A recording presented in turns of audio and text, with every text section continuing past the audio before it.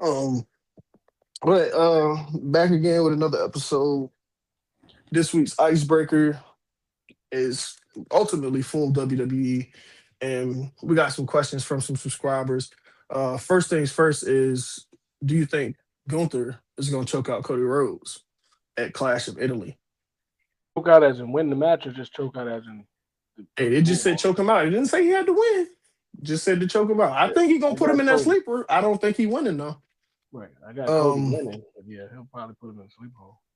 And then, I mean, although we talked about it last episode, talking about one of those people that could be in the next Hall of Fame for the WWE, um, bit of a shocker happened this past Monday. Was it? Brock Lesnar, Brock Lesnar came back. So, is Yeah.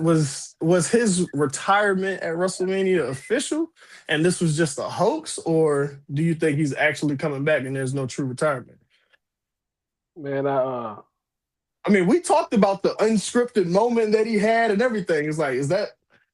well, I still think that moment was unscripted, but I think they hashed some things out. I say, Money, you money think they talk. wrote a check? Yeah, I say, you money. think they wrote another check, and then he was like, all right, I'll come back.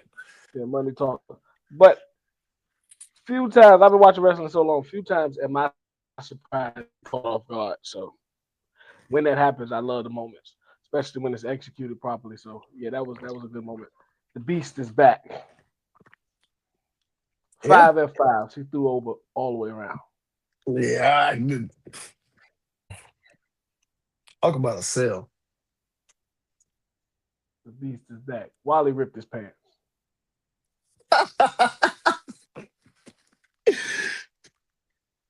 uh, Welcome to Point Blank Period, Point Blank Period, Point blank period. Point blank period. Point Blank Period. No pressure. Can't have a baseball conversation without bringing up Otani. He's a great pitcher and a power hitter. Yo, this man's top five. I'm still taking today's NFL. I'm going with the 90s. None of them are better than Brady. This is your argument? No, what I'm saying is, who's MVP? Do they not matter no more? Everything you said before that point is irrelevant. Not how the NFL works, baby. We drafted your replacement already, so Whoa. I don't gotta talk to no peons. Why not just come back and prove? This time he's really going off. Fireworks. Because we can't argue facts. What I told you when you got involved with this. This Grown is man business. Grown man business. Welcome to Point Blank Period Podcast, the best sports podcast, Point Blank Period. Today is episode 57, The Renaissance. With that being said, I'm going to start with you, Mr. KD. Who the Renaissance man of the week, i.e., our player of the week? I gave it to Jared Allen. Another Game 7 performance that swung the series and saving a couple of guys on his roster from a demise again. So I gave it to Jared Allen for putting the cape on him, and he's building on put a the name moniker. on that. Put a name on that. I don't know what you're talking about. He's building on the Game 7 Allen moniker, and I like it. Keep it going. It's crazy that you took one big man and I went to the other, and I got Evan Mobley. Yeah, he was. I, I was like, I as versatile as his game is for them, him defensively during this series has definitely meant a lot. Because, like you said, I wasn't a part of it, but I did see the notes that you had about Jalen Duran ultimately needing to dominate in the paint, and he did not. And I think that's truly because of the fact that he was getting bullied. He was getting bullied and bounced around by Jared Allen and Evan Mobley. Mhm. So like you said, they definitely saved a certain All Star. Hall of Famer. Seven, what is it? 7 points or was it 7 turnovers? Which one was it? Oh, no, he only had one turnover. Only had one So, turnover.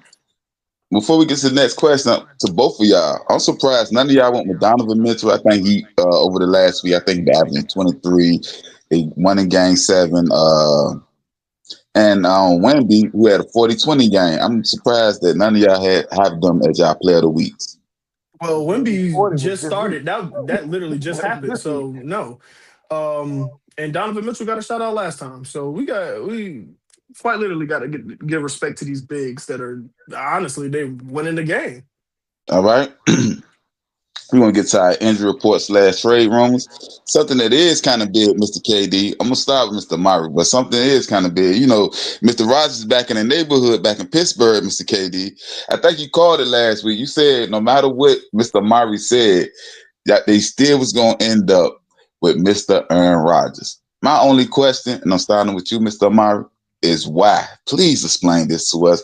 The viewers and the people want to know what is going on in Pittsburgh.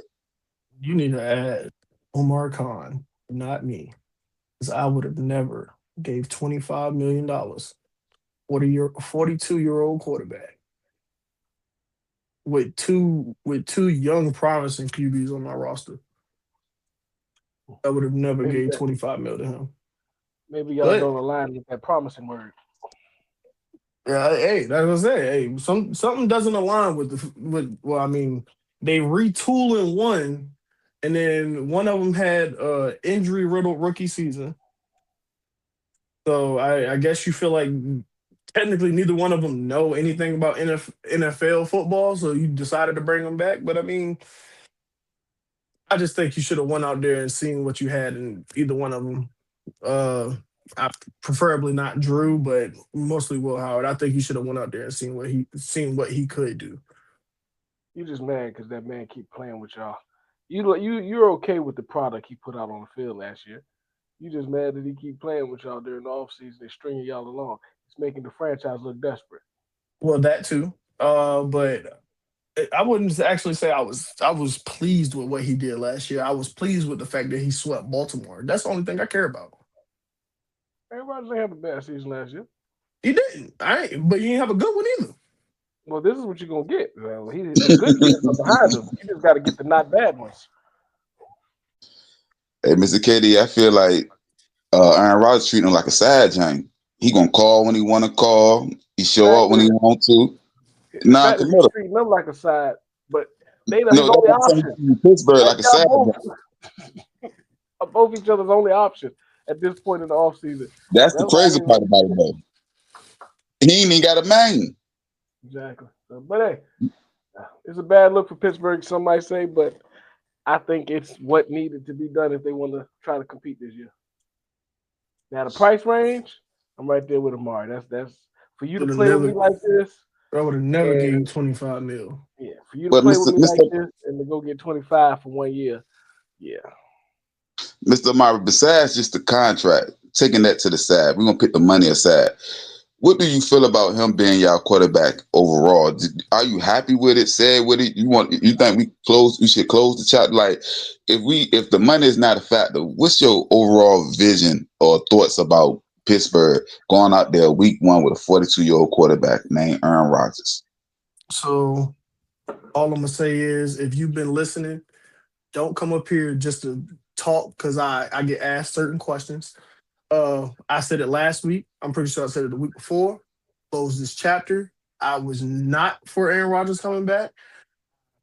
Actually want to see what these other two QBs got, not including Mason Rudolph. I don't care about what he got to show either.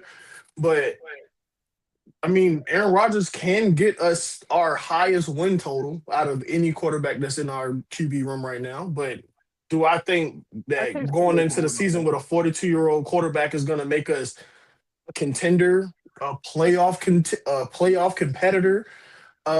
We got a chance to do the same thing we did last year: go 10-7, or either go 9-8, and hope for a playoff spot. But at the most, I don't think anything truly outstanding comes from Aaron Rodgers signing, outside of the fact that he's getting $25 million and he can probably be just as mediocre as he was last year, or even more so average, and get his wins.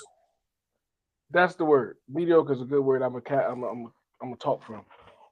This is what the part I don't understand about everything is.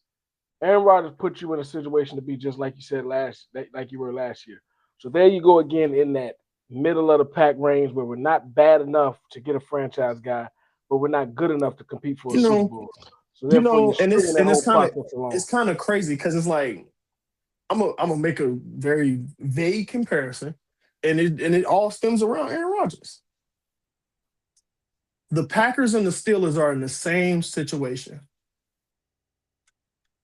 No, We in play. no. We are in playoff purgatory. You can't get to the. You can't. No, listen. You can't get over the hump. The Packers, on the other hand, they get playoff wins. They can't get past the championship, or I Packers mean, got a or even franchise the quarterback. having a franchise quarterback that's done nothing for you. That's very important. Having a franchise quarterback is very important. Hey, he's done That's nothing. why I think. That's why I was saying earlier. That's why I think I don't understand it, because what I wish you would have said was this is exactly what happened with Ben Roethlisberger. Y'all dragged it along to the point of milking everything out of this cow that you didn't have a backup plan, and you won't develop nobody underneath to actually take over, and that's what put y'all in purgatory. But I think if you would have went with one of the young guys, it's a win-win. Whether y'all can have a good season and capitalize and see what you got, or you have a losing season and realize I have opportunity to go get a franchise guy higher. So in the draft. same things that I've been saying for the past 2 episodes. I didn't argue that. I just told you. I mean, I'm just saying, it's like I was just at being this- real with you. You didn't want to receive No. it. I was just being real with you. I done said it. So I mean, all you did was say the words that I said last episode back. So I'm talking about. No, I said I didn't disagree with that part. I'm talking about. I just told you the reality of things. I told you Aaron Rodgers was going to be your starting quarterback. You didn't want to receive that part. But I knew he was going to come back to the team. Did I want that? Like I said, I'm being as unbiased as it's supposed to be. I'm being very biased, and I don't want Aaron Rodgers in a black and gold jersey. He could have gladly went to Arizona and capitalized on what Marvin Harrison should have been. No, see, that's another part we disagree. Aaron Rodgers had no more opportunities. Like, he tricked y'all into thinking it. Aaron Rodgers' phone was not ringing. All the people that was ringing was Canton. They want to know, when is your eligibility going to start? But that's the only people that was ringing. Man, if he wasn't retiring, he was going back in Pittsburgh. At least you got a starting quarterback. I would have had a starting quarterback regardless. Somebody had to be the week one starter. To the playoffs. These young fellas ain't been there. Mason Rudolph ain't making the roster. Mason Rudolph been there. Let's not making the roster. Yeah, he's not gonna make the roster. But yeah, I think he's gonna be the fourth man out. Oh, well, no, they got emergency when you was never the man in. They got emergency guys now, so maybe he can sneak in the emergency. Nah, if anything, nah, you're not gonna be that. You're not gonna be that. See, which I got the two young boys, Aaron Rodgers. Will Howard and Mason Rudolph, one of them ain't making it. I'm gonna side with the younger guy, but yeah. So, Mr. Amari, speaking of free agents, what's the next 3 free agents to get signed? Who you think from 1 to 3? Who getting signed first is on you. I say yeah, Stephon Diggs, definitely. I think he'll end up going. He'll probably end up with either the Titans or the Commanders.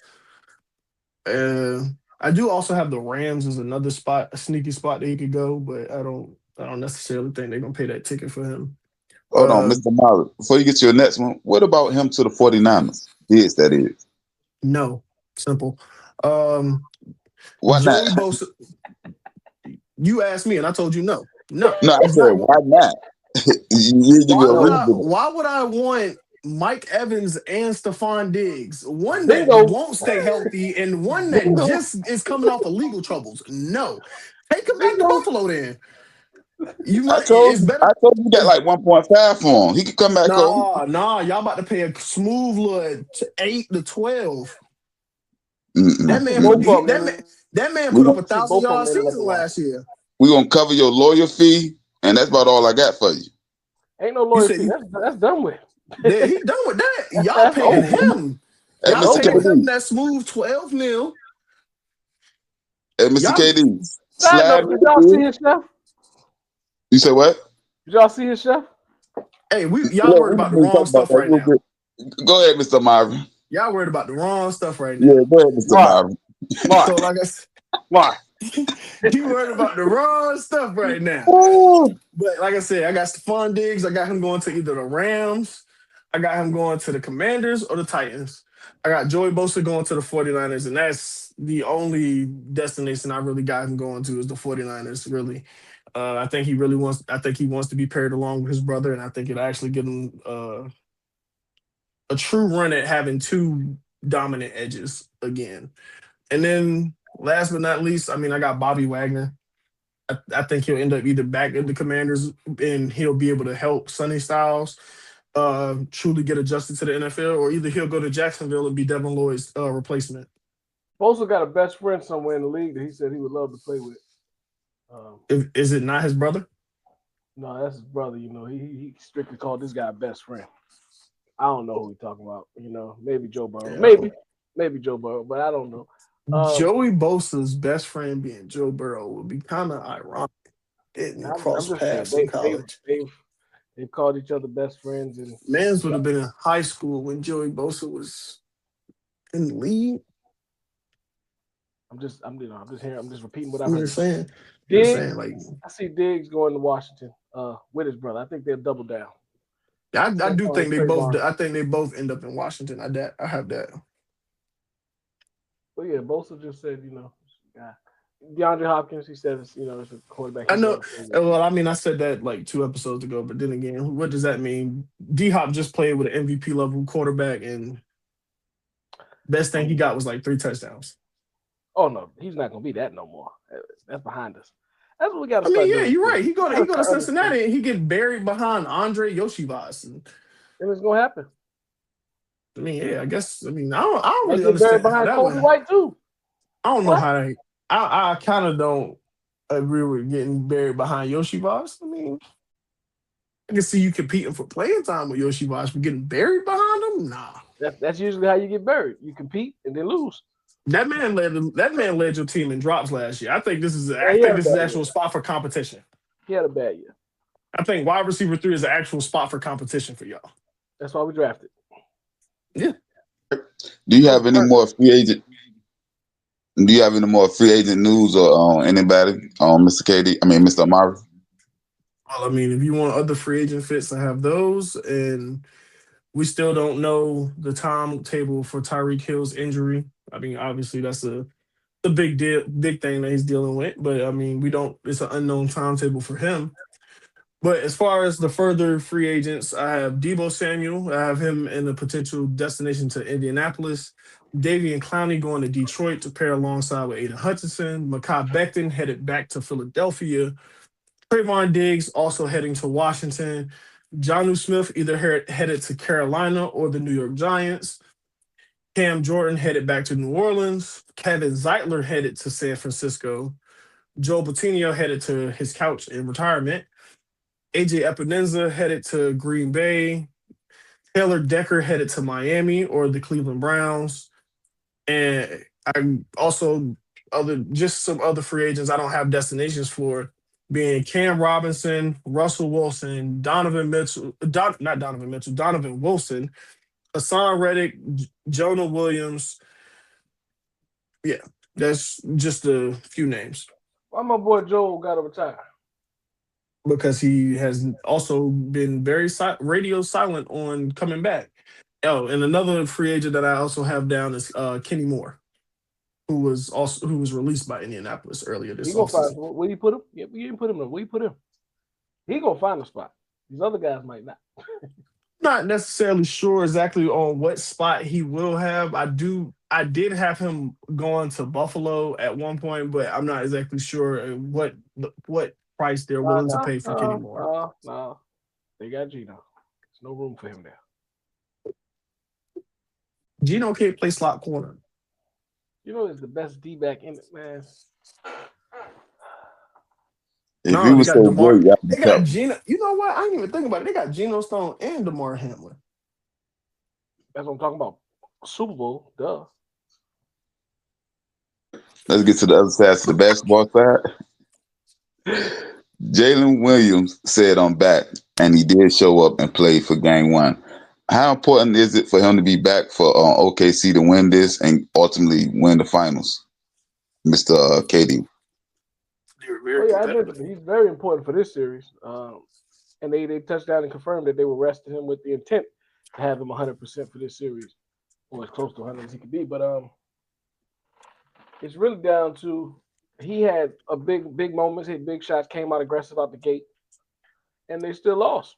So that game was a phenomenal game, but Jalen Williams came and he did his part, but some of the other guys, Shea, didn't pick up till late. Chet was getting barbecue chicken all over the court. So That man was getting bullied. some guy, some 7'2". guy.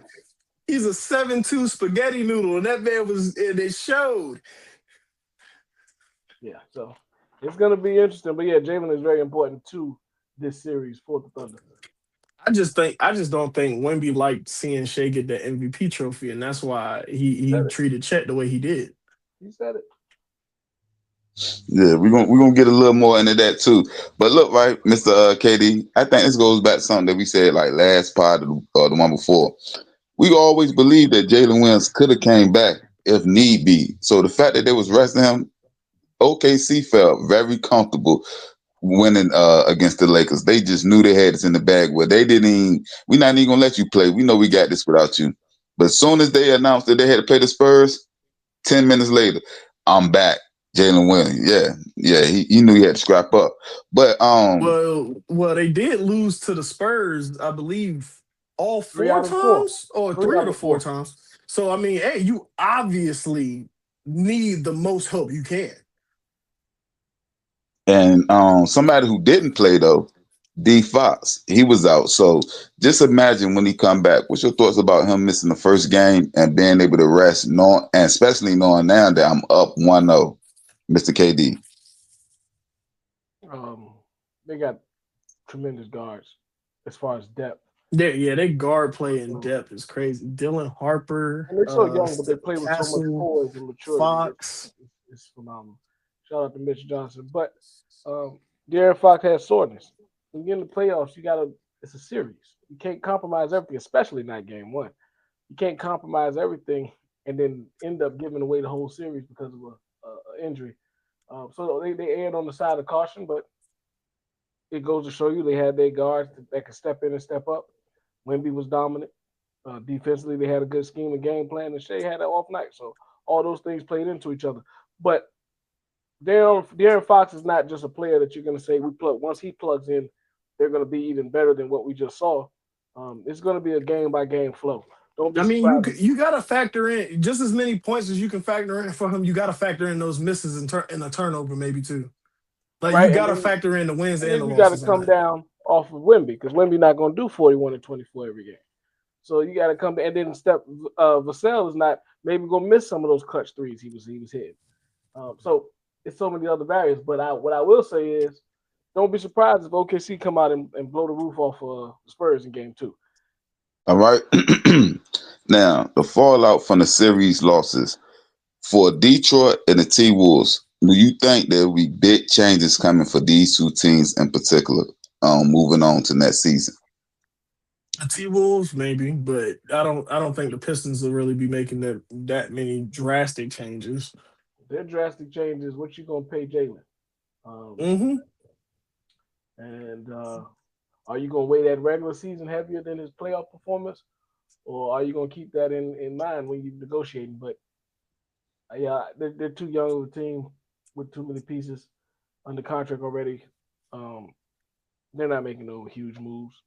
Minnesota, I think they're in position to make a huge move because they have to at this point. And that's the second part of the question too, Mr. KD. If you are Detroit, do you pay Jalen? And this is for both of y'all. Will y'all pay him because he's supposed to get a max? Do you pay him the max? I think you have to, honestly. No, you don't have like to. I feel like in the position that Detroit is in, you got to give him that max. I don't know. That's Detroit's decision to make. That's why I said if you were Detroit, that's the whole premise of the question. I don't know, but I know Minnesota. They in a position.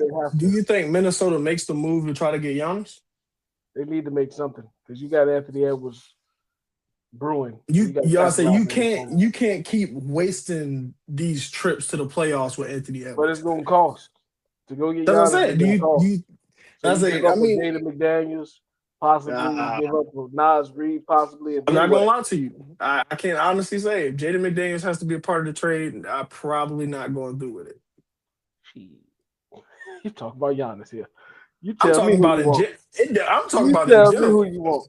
You tell me who you want. You can have him. I will give up Rudy. They don't want Rudy. I know they don't. Nobody wants Rudy.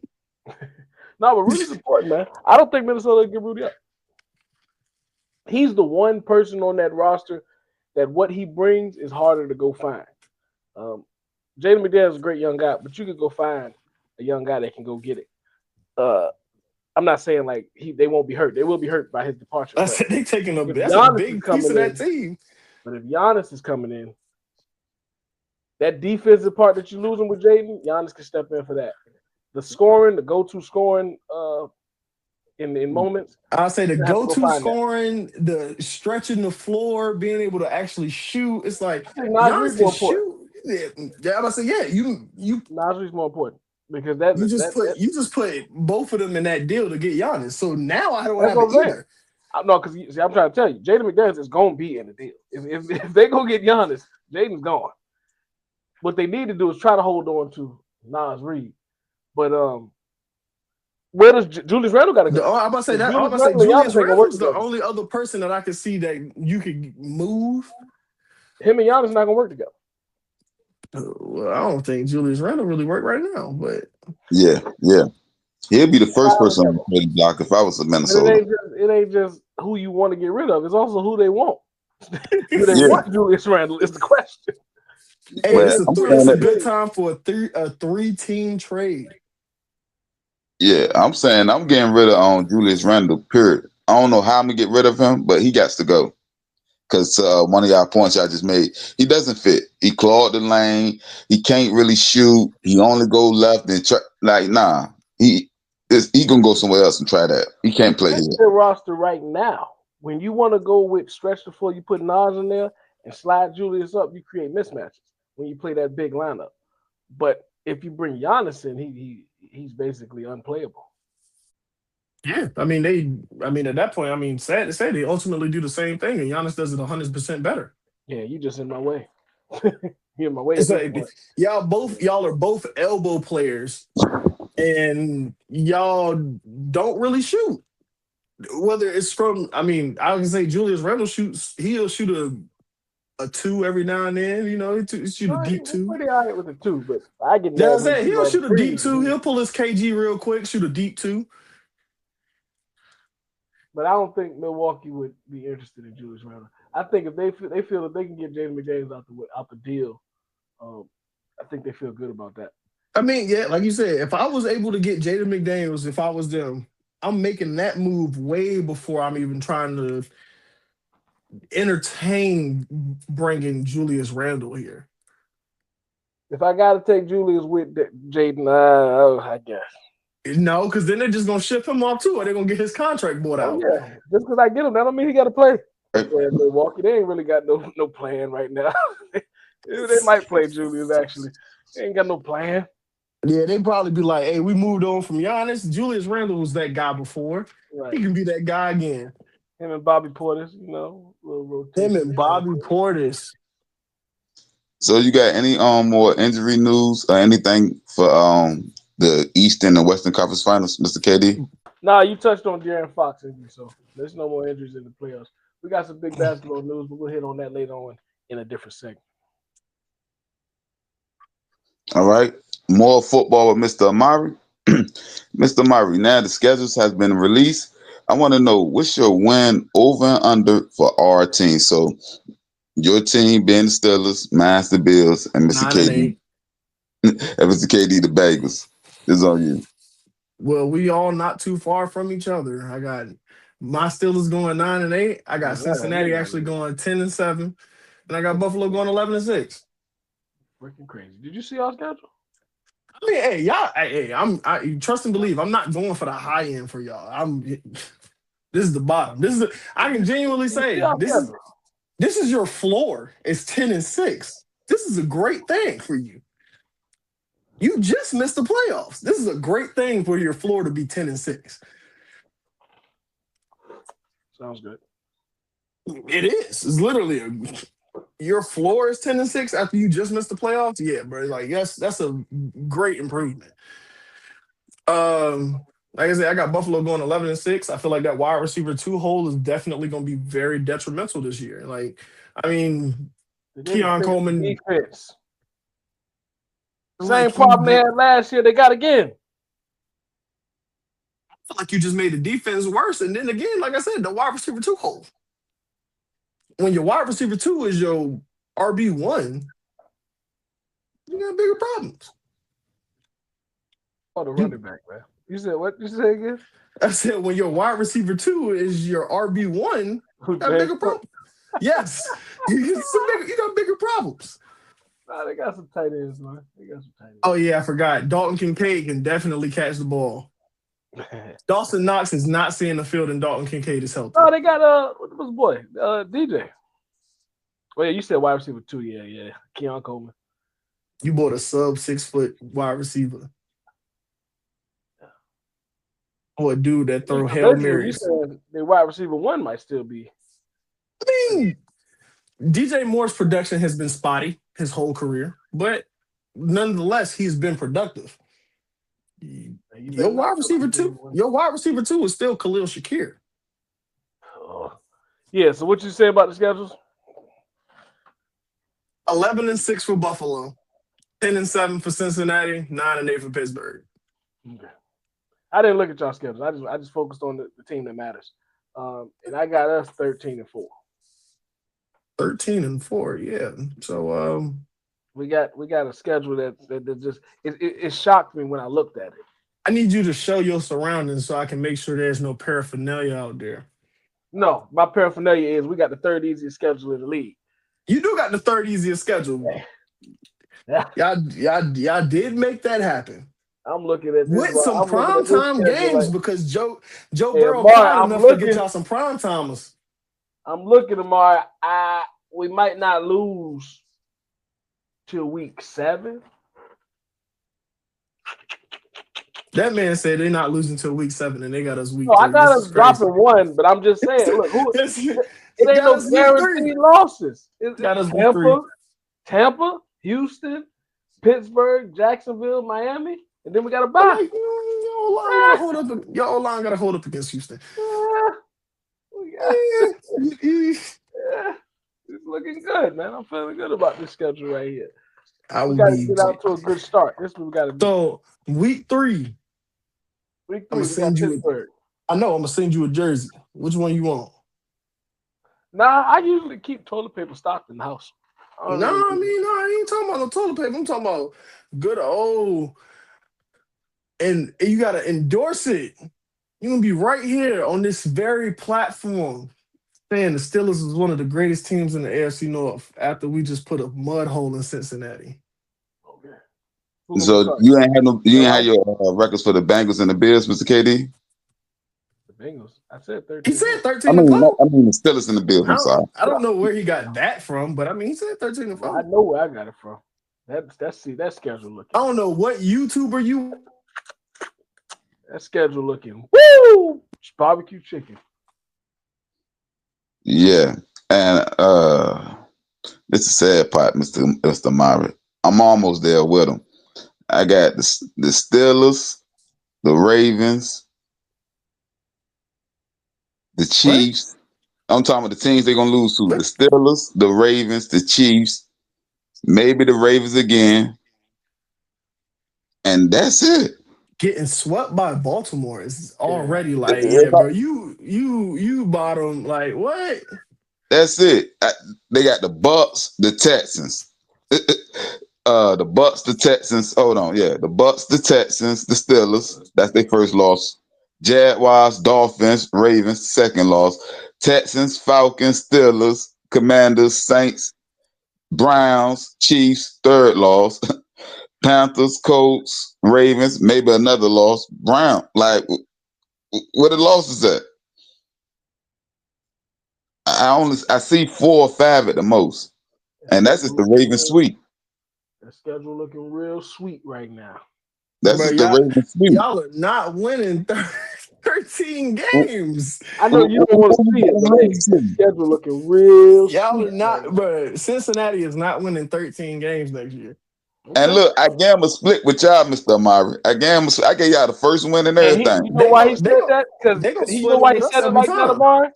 Because we might sweep y'all. So that'll change. No, yeah. First off, that has never happened in your You life. might sweep y'all. So That has never happened in your life. he just want to put that out there to let you know the possibilities. Like I gave you that game, and that might even. So he looking. It might be 14-3. Oh, so in other words, I should flip one of them Bills wins. Don't blame that. Don't you penalize that man for honesty. like that was said. And if and this is on being harsh, I give the Jaguars. Now we up to 5 games, 5 losses. Here's my thing. I always give a team 1 or 2 losses where you be like, especially my team, y'all weren't supposed to lose that. So we might mess around and lose to Washington. I got a known Patriots fan in the room now.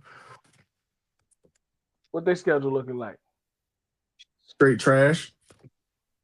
Nah, they got that top seed. They might have a tough schedule. They open the season. Well, they in the first off, they in the AFC East. So yeah, they are in the AFC East. The only team that they got to deal with really is the Bills, and I mean they beat them last year, so who knows? When you're in the AFC East, that's 6 wins. But then even more so, you talking about they open the season with some sadness. They get to watch Seattle put their rings on. It's a rematch first game? Yeah. They get to watch Seattle put their rings on. But it's all right. So what we looking at? 12-5? How you feeling about New England? Like how you feeling? You don't see y'all losing 5 games. It's because you're in the AFC East, right? I know, man. I know. It's easy over there. I can't hear him. What did he say, Mark? He trying to say Drake May gonna win MVP, and I don't think that's happening. Oh, all right, never mind. It was nice meeting you, bro. He going a little too far with this. Going a little too far. Drake May? He said Drake May's 2nd year MVP, man. Oh, he had a great season, and we got guaranteed targets. We got Romeo Dobbs, AJ Brown. Oh, he there already? Oh, that'll be the smartest decision to come there because Drake May is a deep ball quarterback. Oh no, we all agree with you. We've been saying that AJ Brown's a Patriot.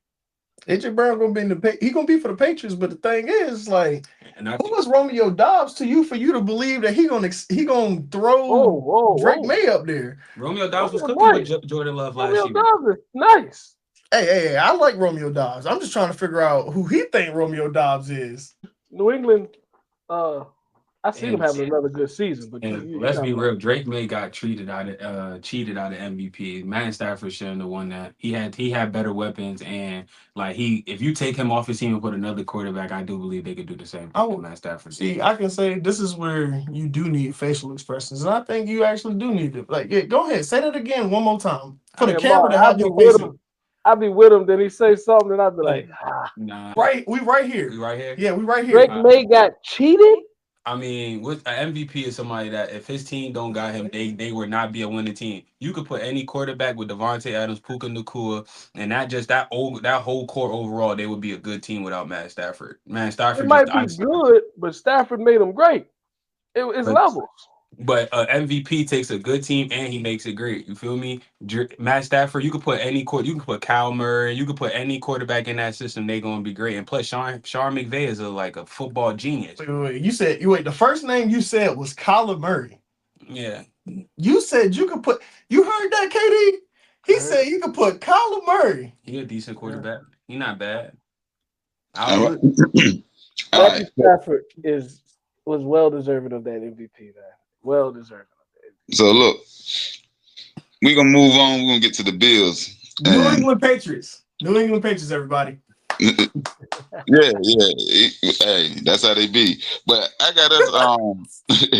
I'm right there with Mr. KD. I got us winning 13 games. I got them. Wait. When did he say that y'all was winning 13 games? I ain't say that. Never. Who said y'all was winning 13 games? Nobody said. Not the Bengals is winning. Don't you got the Bengals winning 13? 13. You got the third easiest schedule. You don't. Yeah, I said I got us, the Bills, winning 13 games, and I'm right there with you with the Bengals. I got y'all winning 13 games, and then with Mr. Murray. Boy, they tied man. You got two I teams. can stretch it to 10, but it's really 9 wins. I looked at y'all schedule 2 I don't times. think you disrespectful with 9 wins. I genuinely think that's just like that's a base record for us, 9-8, and it's anything over that. Yeah, that's kind of how I went with it. Yeah, our schedule is not that tough. Per se, like y'all got an easy schedule, Mr. KD. But the only teams I see the Chiefs getting us a little push. We do got the Steelers this year. I want to say, oh no, my bad. Hold on, that's the wrong schedule. Yeah, I mean the Rams getting us a push. The Chiefs, we played on Christmas Day. You said the Rams giving y'all a push? Yeah, meaning they can push us. They can. That's a good game. Rams about to beat the brakes off of y'all. The Rams, Lions, Chiefs. That's pretty much it. And the Bears and Packers. That's I think 5. your defense is going to be worse That's 5 than last games year. there. The rest of the games almost a guaranteed win. Your defense is going to be worse than last year. You said what? Your defense is way going to be worse. Way worse. Yeah, I like that's what I'm saying. They the teams that I think that actually we got a chance of losing to. Everybody gonna beat y'all. Jets are gonna get one. The Texans, Chargers, Patriots, Chargers gonna beat you. Raiders, Patriots gonna beat you. Vikings, Jets, Dolphins. Vikings gonna beat you. The Vikings? You think the Vikings with Kyler Murray gonna win? Why? Broncos, Dolphins, and Jets. Broncos gonna beat you. The Broncos definitely gonna beat y'all. y'all. About the Broncos because I want to get to that next question. Because the next question is, what game are we looking for? The 3 games. So it's one for your team. Y'all losing to the Broncos on Christmas Day. 2 other teams. So since we're here, I'm gonna start it then. Shoot, go because I'm gonna start it. That's the main game I'm looking forward to. We gotta right our wrongs. Us versus the Broncos. I'm looking forward to that game. We gonna beat them. I want to say we played on Christmas Day. Matter of fact, y'all played on Christmas Day and y'all losing. Sad day, no gifts. That's the game I'm looking for the Bills. Y'all about to get cold in the stocking. The other game, which is crazy because y'all just talked about it, the Patriots and the Seahawks.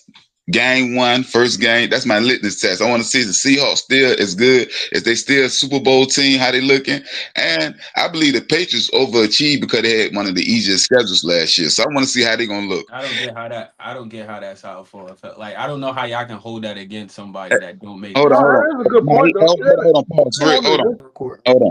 All right. So like I said, yeah, I got the Patriots. I want to see how the Patriots gonna look in game 1 because I believe y'all overachieved because y'all had the easiest record last year. So now y'all record gonna be a lot harder. What do you say about that, sir? How you feel about your Patriots? I mean, like I said, man, we're gonna have another great season. I honestly feel like last year we showed that we are a top contender team, and I think, like I said, I think Drake May gonna take that MVP step for people to take us more serious. Yeah, see, I'm one of the people you were speaking about. I don't take y'all serious because I think Drake May is good. I just think that y'all just benefit off having a real easy schedule. Y'all piled up wins. But I do give y'all credit. When it came to the playoffs, y'all showed improvement and y'all made us in the Super Bowl. So I can't knock you there. I just want to know, is y'all really that good? And that's why week 1 is so important to me. I want to see how good are y'all really. Because if y'all prove that y'all as good as y'all was last year, then I got to shut up. It's crazy how you didn't put our coach as like the reason why we was winning either, though. That's cool, though. You say your coach?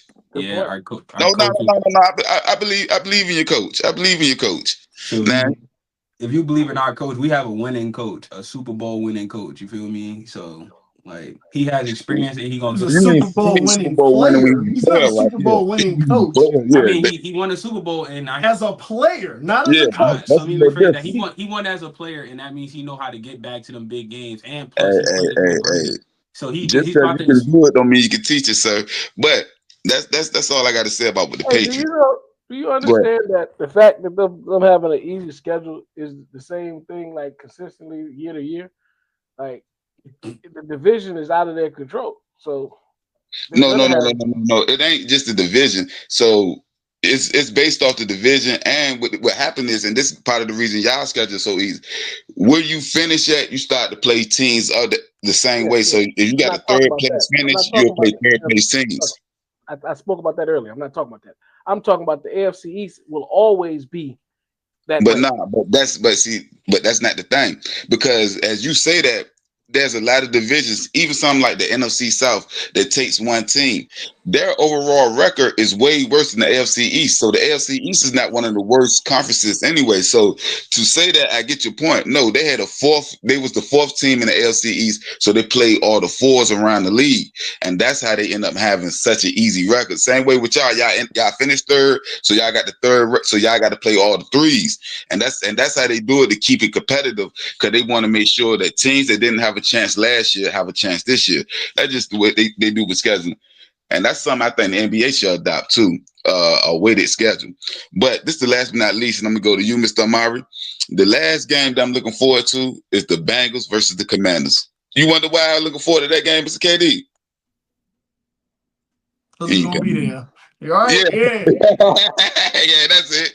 That's it. It's on you, Mr. Amari.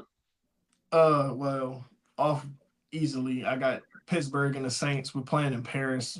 I feel like that's a great game, international. Then, like I said, I got Christmas Day, the Bills versus Denver. I actually got Denver winning that game. Sorry, RT. But even more so, the last game, which is the, I guess you would say Thanksgiving Eve game, the Packers and the Rams.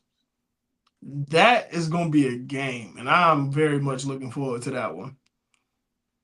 KD, who you got? I got us in Atlanta because we going to Spain. I'll say, yeah, that's the Spain game. That's the big one I'm looking forward to on our schedule. I had Broncos, Bills for the rematch purposes and all of that. Yep, Christmas. Don't get beat in the snow on a bad ankle again. And I have Seattle. It was a Seattle game. Seattle and New England? No, I want the first one. It was Seattle game. Seattle and Kansas City? Kenneth Walker return? Yeah. Seattle and Kansas City, yep. That's a good one. I say he go back to Seattle too. So yeah. I like that. So I'm gonna start with you, Mr. KD. This is who you think had the dreams and nightmares. Who you think had the three hardest schedules and the three easiest? I think one of them should be your team, but that's your opinion. Who you think? He said it himself. They literally have the third easiest schedule this year. Yeah. It's only two people above them. Browns and the Saints. And both of them are bad. So.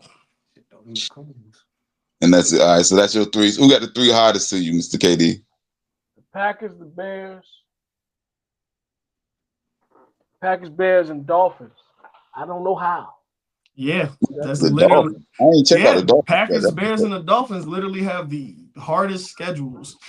As Nick said, IT brought out the three easiest ones. And mine was Bengals, Raiders, and Saints for the three easiest. But my hardest was Bears, Eagles, and Seahawks.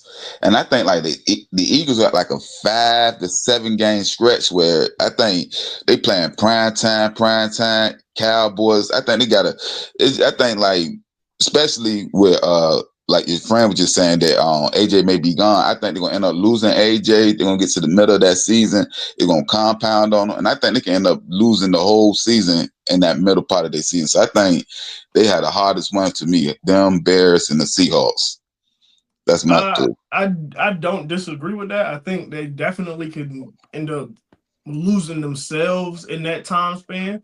But I think it's mostly due to the fact that, I mean, you got to look at it. Everybody in their division got better, from the Giants sneaking Maui Noah and Arvell Reese in the draft, along with their offseason additions, to the Commanders and them snatching Sonny Styles in the first round, and even more so who they ended up getting later down the draft board.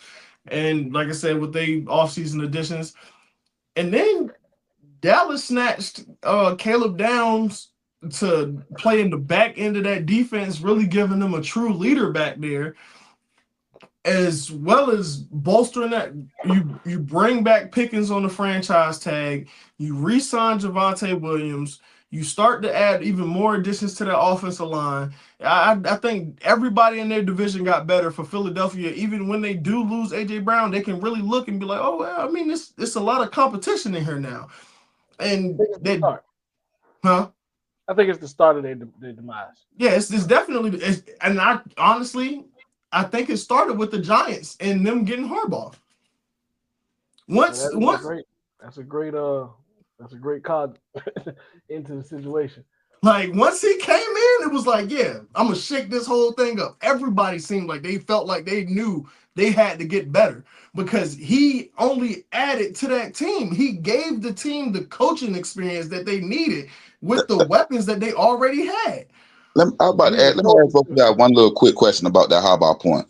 Do this show that Harbaugh didn't have that much control in Baltimore, and now that he goes to New York, now he have control. You can kind of see his ramifications of it. What y'all think about it? Like just I feel like he had control impact. in Baltimore. He just didn't have as much control as he has now in New York, being that he's player personnel to signings and everything else, as far and even down to the staff. He had control in Baltimore, but the thing is, he has, of course, like Mark said, he has more control now. But that's because I was the buy.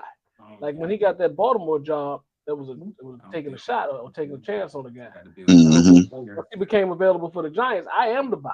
You got to sell to me. So.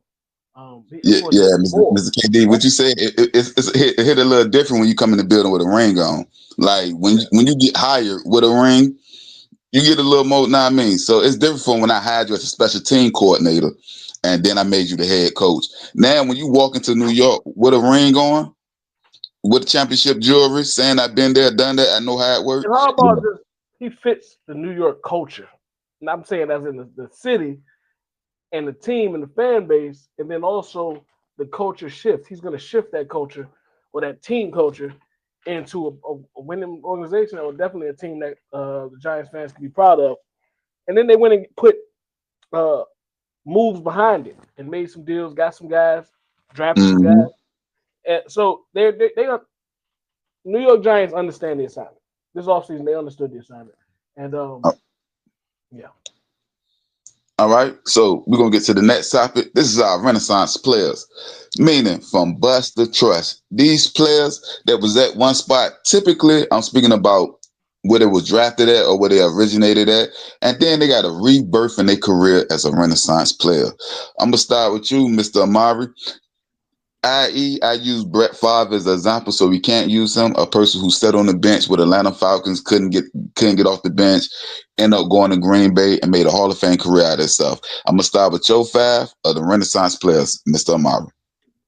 Drew Brees started off just to follow the same narrative that you had going. Drew Brees. You didn't even have him. That's crazy. Chris Carter. Drafted in Philly, really found his foot in Minnesota. Steve Young, who was ultimately terrible on the Buccaneers, went and sat behind Joe Montana and won his rings, and then Mr. Murray, you know I like Steve Young. You said that with your whole chest. Like that T in terrible was kind of harsh there. Like he was just bad. He won't. Lord. Pull up the numbers. Nah, I know what it was. That's why. That's why the truth hurts. Rich Gannon, who was ultimately a career journeyman before he finally settled down in Oakland and won the MVP for the Raiders, and Alex Smith, who ultimately his first 7 seasons were very much mediocre, and then he went to, I believe it was when he finally went to San Francisco. I mean, nah, he was with San Francisco. He went to Kansas City. He went to Kansas City, and then I mean Andy Reid. So. And then he literally had a rebirth when he went to Washington after when he broke his leg, had that staph infection, and came back. I feel like that was more of like you said. Well, no, you said the right word, rebirth, because I was definitely about to say that was definitely a revival. I wouldn't say it was for his career, but it was definitely for him. Nah, that was for him and his sons, yeah. And then Aaron Donald had the nerve to jump on his back first sack. I say, Lord, he gonna break that man's leg. Hey, that leg's strong though. That leg was strong. Well, I said my 5. KD, you got your 5? Yeah, yours was a little. You went back in the record book, so I'm gonna stay a little more recent. I ain't want to dive in too deep. Sam Darnold, I gotta say him because Sam Darnold right now is the reigning Super Bowl champ. And he went into that. Don't do that. You gotta give Sam Darnold his props. I know you're a Patriots fan, but you gotta give Sam Darnold his props. It's all right, man. You bounce back from these losses. You gotta show the disappointment that you gotta show the disappointment for the camera that you had. Like you see, look at him, head down. Like, you gotta show that disappointment. The fans love it. The fans love it. Steve Nash. We went across sports. Okay. Yeah, it was in Dallas, he was okay. Went to Phoenix, became a 2-time MVP. You want to go back in your bag? Johnny Unitas. Johnny Unitas. Okay. My man went to the Colts and became a Hall of Fame legend. That's it's like his third time bringing up Johnny U. He must like Johnny U. I'm finding out something about him. Johnny Unitas is in the record. He in everything. Record books, all of it. Like you, Johnny U. Johnny U. And my last one, even though he made a couple of stops, but he ended up with the bag. Like I said, staying recent. Baker Mayfield. They threw that man away in Cleveland. And for him to Baker Mayfield is something out of his career. I feel like Baker Mayfield and Sam Darnold are definitely like the head of this class for this. I was about to say Baker Mayfield is probably the mascot for this list. Like they put that man on the Panthers practice squad and had him playing scout DN. When I make this a clip, he's gonna be the thumbnail. I ain't gonna lie to you. Like that was a great pull. So it's crazy because I went right there with you too, Mr. KD. Mm-hmm. I started with Sam Darnold. He went from seeing ghosts to holding up the trophy. Enough said. Shea. You know it's crazy. He beat the same team that he said that he was seeing ghosts against. Yeah, that's true. That I didn't even think about that. Who he beat him, man? Who he beat? You want to say it? The Patriots. Say it with your whole chest, man. Say it, bro. Be proud. He beat the Patriots. That's that red, white, and blue. Patriots. Mm-hmm. Yeah. Hey, I like this. We should bring special guests up here more. I like this. Gildress. Especially ones that's coming off Super Bowl losses. I like this one. I like it. Mm-hmm. Can't even hold his head up. You said Shea? That's a Shea. Leaving the Clippers and going to OKC? He was never trash on the street. I mean, he wasn't trash. They didn't give up on him. He was good with the Clippers. That's why he was. But he was like a throwaway in the Paul George trade. Like, hey, man, you can't say that was a throwaway. Paul George was valuable then. No. Shea. Like, Paul George was valuable then. You can't say that. No. I'm talking about Shea. I ain't talking about Paul. He said Shea was a throwaway to get PG. Yeah. And this is another thing. At the moment they got traded, nobody seen a 2-time MVP from him. Because they definitely wouldn't trade him away. Nobody seen that. Chris Paul definitely said that. Chris Paul said it. He did. But Chris Paul seen him when he went there, right? When he played with him in OKC. I'm talking about in the Clippers. No, he saw him with the Clippers. I'm about to say he was on the Clippers traded. They said you shouldn't have let him go. He was against that trade. Jermaine O'Neal, he played with the Trailblazers for like 2 years. He came straight out of high school. He played there like 2-3 years. He was nice with the Pacers. Huh? He was nice with the Trailblazers. Oh, I thought he was counting them after he left the Pacers. No. KD, you was right. He was nice with the Pacers. I don't know what he talking about. No, he was nice. The Pacers is the rebirth. Yeah, the Pacers is the rebirth. T-Mac, he was behind his cousin Shadow, wasn't getting no time. He fresh out of high school also, sat there for 3 years. Ended up going to Orlando and became the Hall of Famer that he is. Now y'all know I'm gonna mess this man's name up. What's his name? Denny from the Trailblazers. DJ. Yeah, he didn't average more than 17 points when he was with Washington. Now he averaged 24 points playing with the Trailblazers. And Mr. KD, Steve Nash, my honorable mention. No, we got another honorable mention right here. Hold on. I feel like y'all forgetting about Giannis Antetokounmpo. Nah, he ain't go nowhere. You got to be a rebirth in a different spot. So okay, yeah, you got to be in a different spot. He definitely he restructured himself to make his career a whole lot better. Well, who y'all talking about, man? My man, when he had Jason Kidd, we talking about Giannis. We talking about Giannis. That's what I'm talking about. When he had Jason Kidd as his coach earlier in his career, he was solid. What are you talking about? I'm talking about when did the rebirth happen? I'm talking about his body. his rebirth. I'm talking about his body. That ain't really rebirth. That's like I said, he restructured himself. I say it was a rebirth because he was playing first when he came in. He was smaller. He was playing the opposite position where he started as. And remember, he wasn't even the star of the team. What's his OJ Mayo was? They were trying to build around OJ Mayo. OJ Mayo was a dog. He was young. Nobody expected him to pick it up. He didn't have that much experience over there in Greece. So he had to take some time. Jason Kidd put him at point guard. That's when we really saw what he could do because he started picking up a transition and bringing the ball up. That's when we realized, okay, this guy's a force if we can get him going. That's why I never count him as a power forward, but we'll talk about that later on as well too. But yeah, so that's why exactly I'm gonna do another topic and I'm gonna title somewhere like growth spurt, which I was speaking about the maturation of a player, him going from A to B. That's what he's speaking about. And like I said, I had Steve Nash because Steve Nash originally went to Phoenix as an honorable mention. He got drafted by Phoenix in that 96 draft that we spoke about last pod. He was with Phoenix, couldn't get off the bench. Went to Dallas, actually became an all-star. They ended up going back to Phoenix to become a Hall of Famer. So it depends on where you want to put him at as far as his rebirth, Dallas or Phoenix. But either way, it was a person that had a rebirth. Was there anybody else you had, Mr. Marika? I thought it seemed like you had somebody else on your list that you were thinking of that you were about to say. James Ferrier. Yeah, I see he had a death when he went to the Lakers too. So Steve Nash career has seen everything. His career has seen everything. But I had my last honorable mention was James Ferrier, drafted by the Jets and truly revitalized his career in Pittsburgh.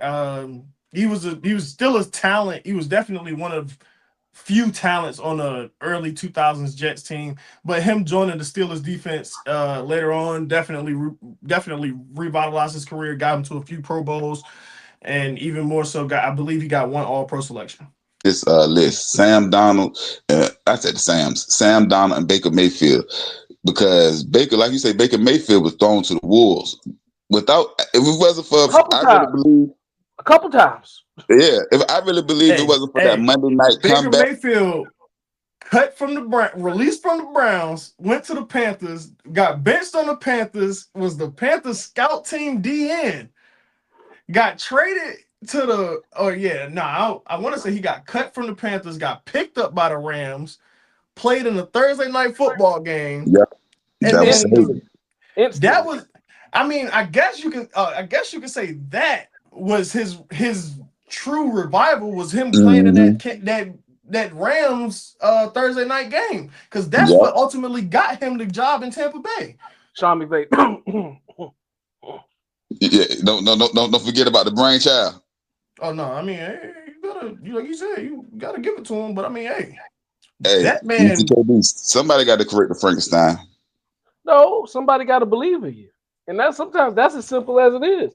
Like when somebody truly believes in you and invests into you, it's amazing what the peaks your talent can reach. Yep, we ain't got to look on your shoulder. Yep. I mean, because Jimmy Garoppolo sat behind Tom Brady and then took San Fran to the Super Bowl twice. So I mean, sometimes you got to fall in the right hands. I know that sounds crazy, but that is the way of sports. Shanahan another one of those guys. Just like we're talking about McVay. Shanahan one of those guys. Yeah, he won in Minnesota right now. McConnell. Oh, well, Connell, yeah. He's another one of them guys. Like, that man had Daniel Jones on the practice squad. Daniel Jones went and became a career guy, franchise guy for Indiana. If your career on the rocks, come see me. Other NBA news with Mr. KD. We're gonna start with our series recap.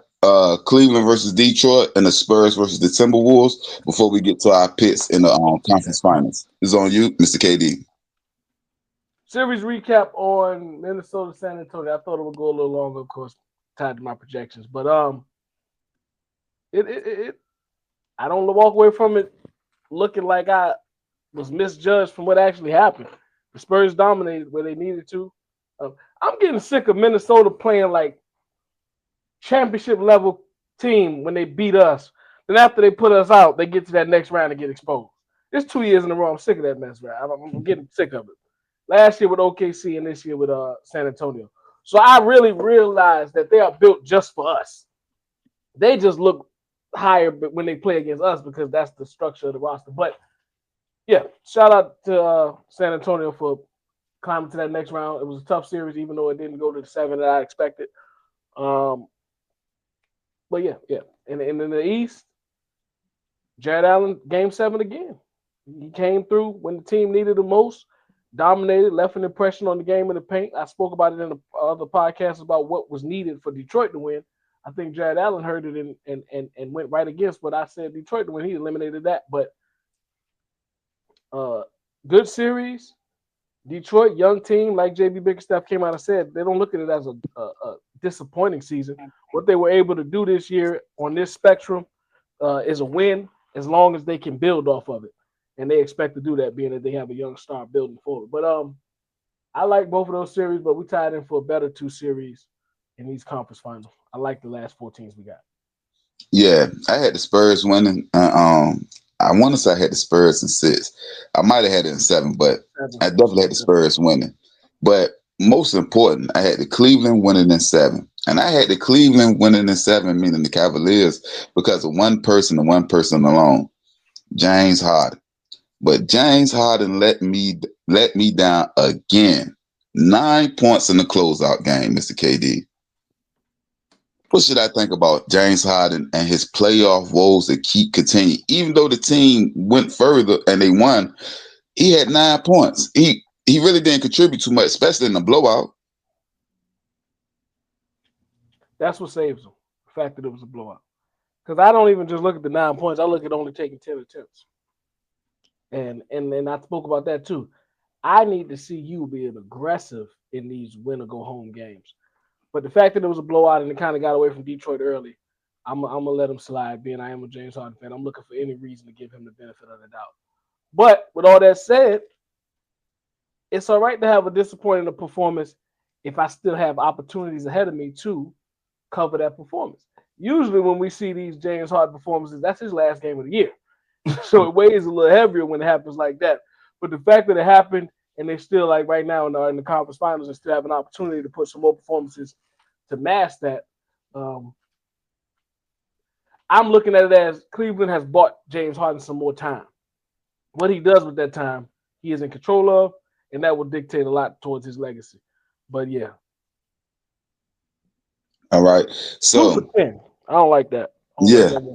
And I said on our pop-up pod that I want you to go out guns blazing, 13, 15, 20 shots. I don't care, but you ain't shoot. You want an aggressive. So blowout. You got to play into the blowout. This game was never in Detroit. Yeah, but even with that being said, I'm talking about early on, the first quarter and a half when it was still quote unquote tight, even though they was leading the wire to wire.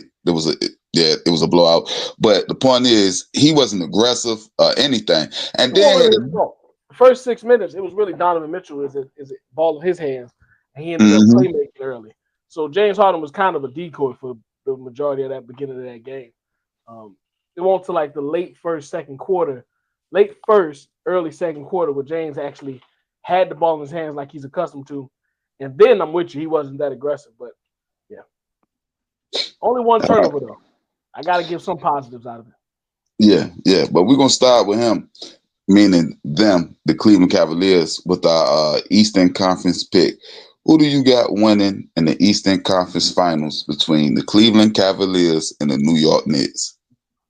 I ain't gonna lie, you got to take the man Stephen A. say? I'm going to take we're going to take the Knicks. Because I wanted to elaborate what I asked the last question about, how the series was going. Last series was going.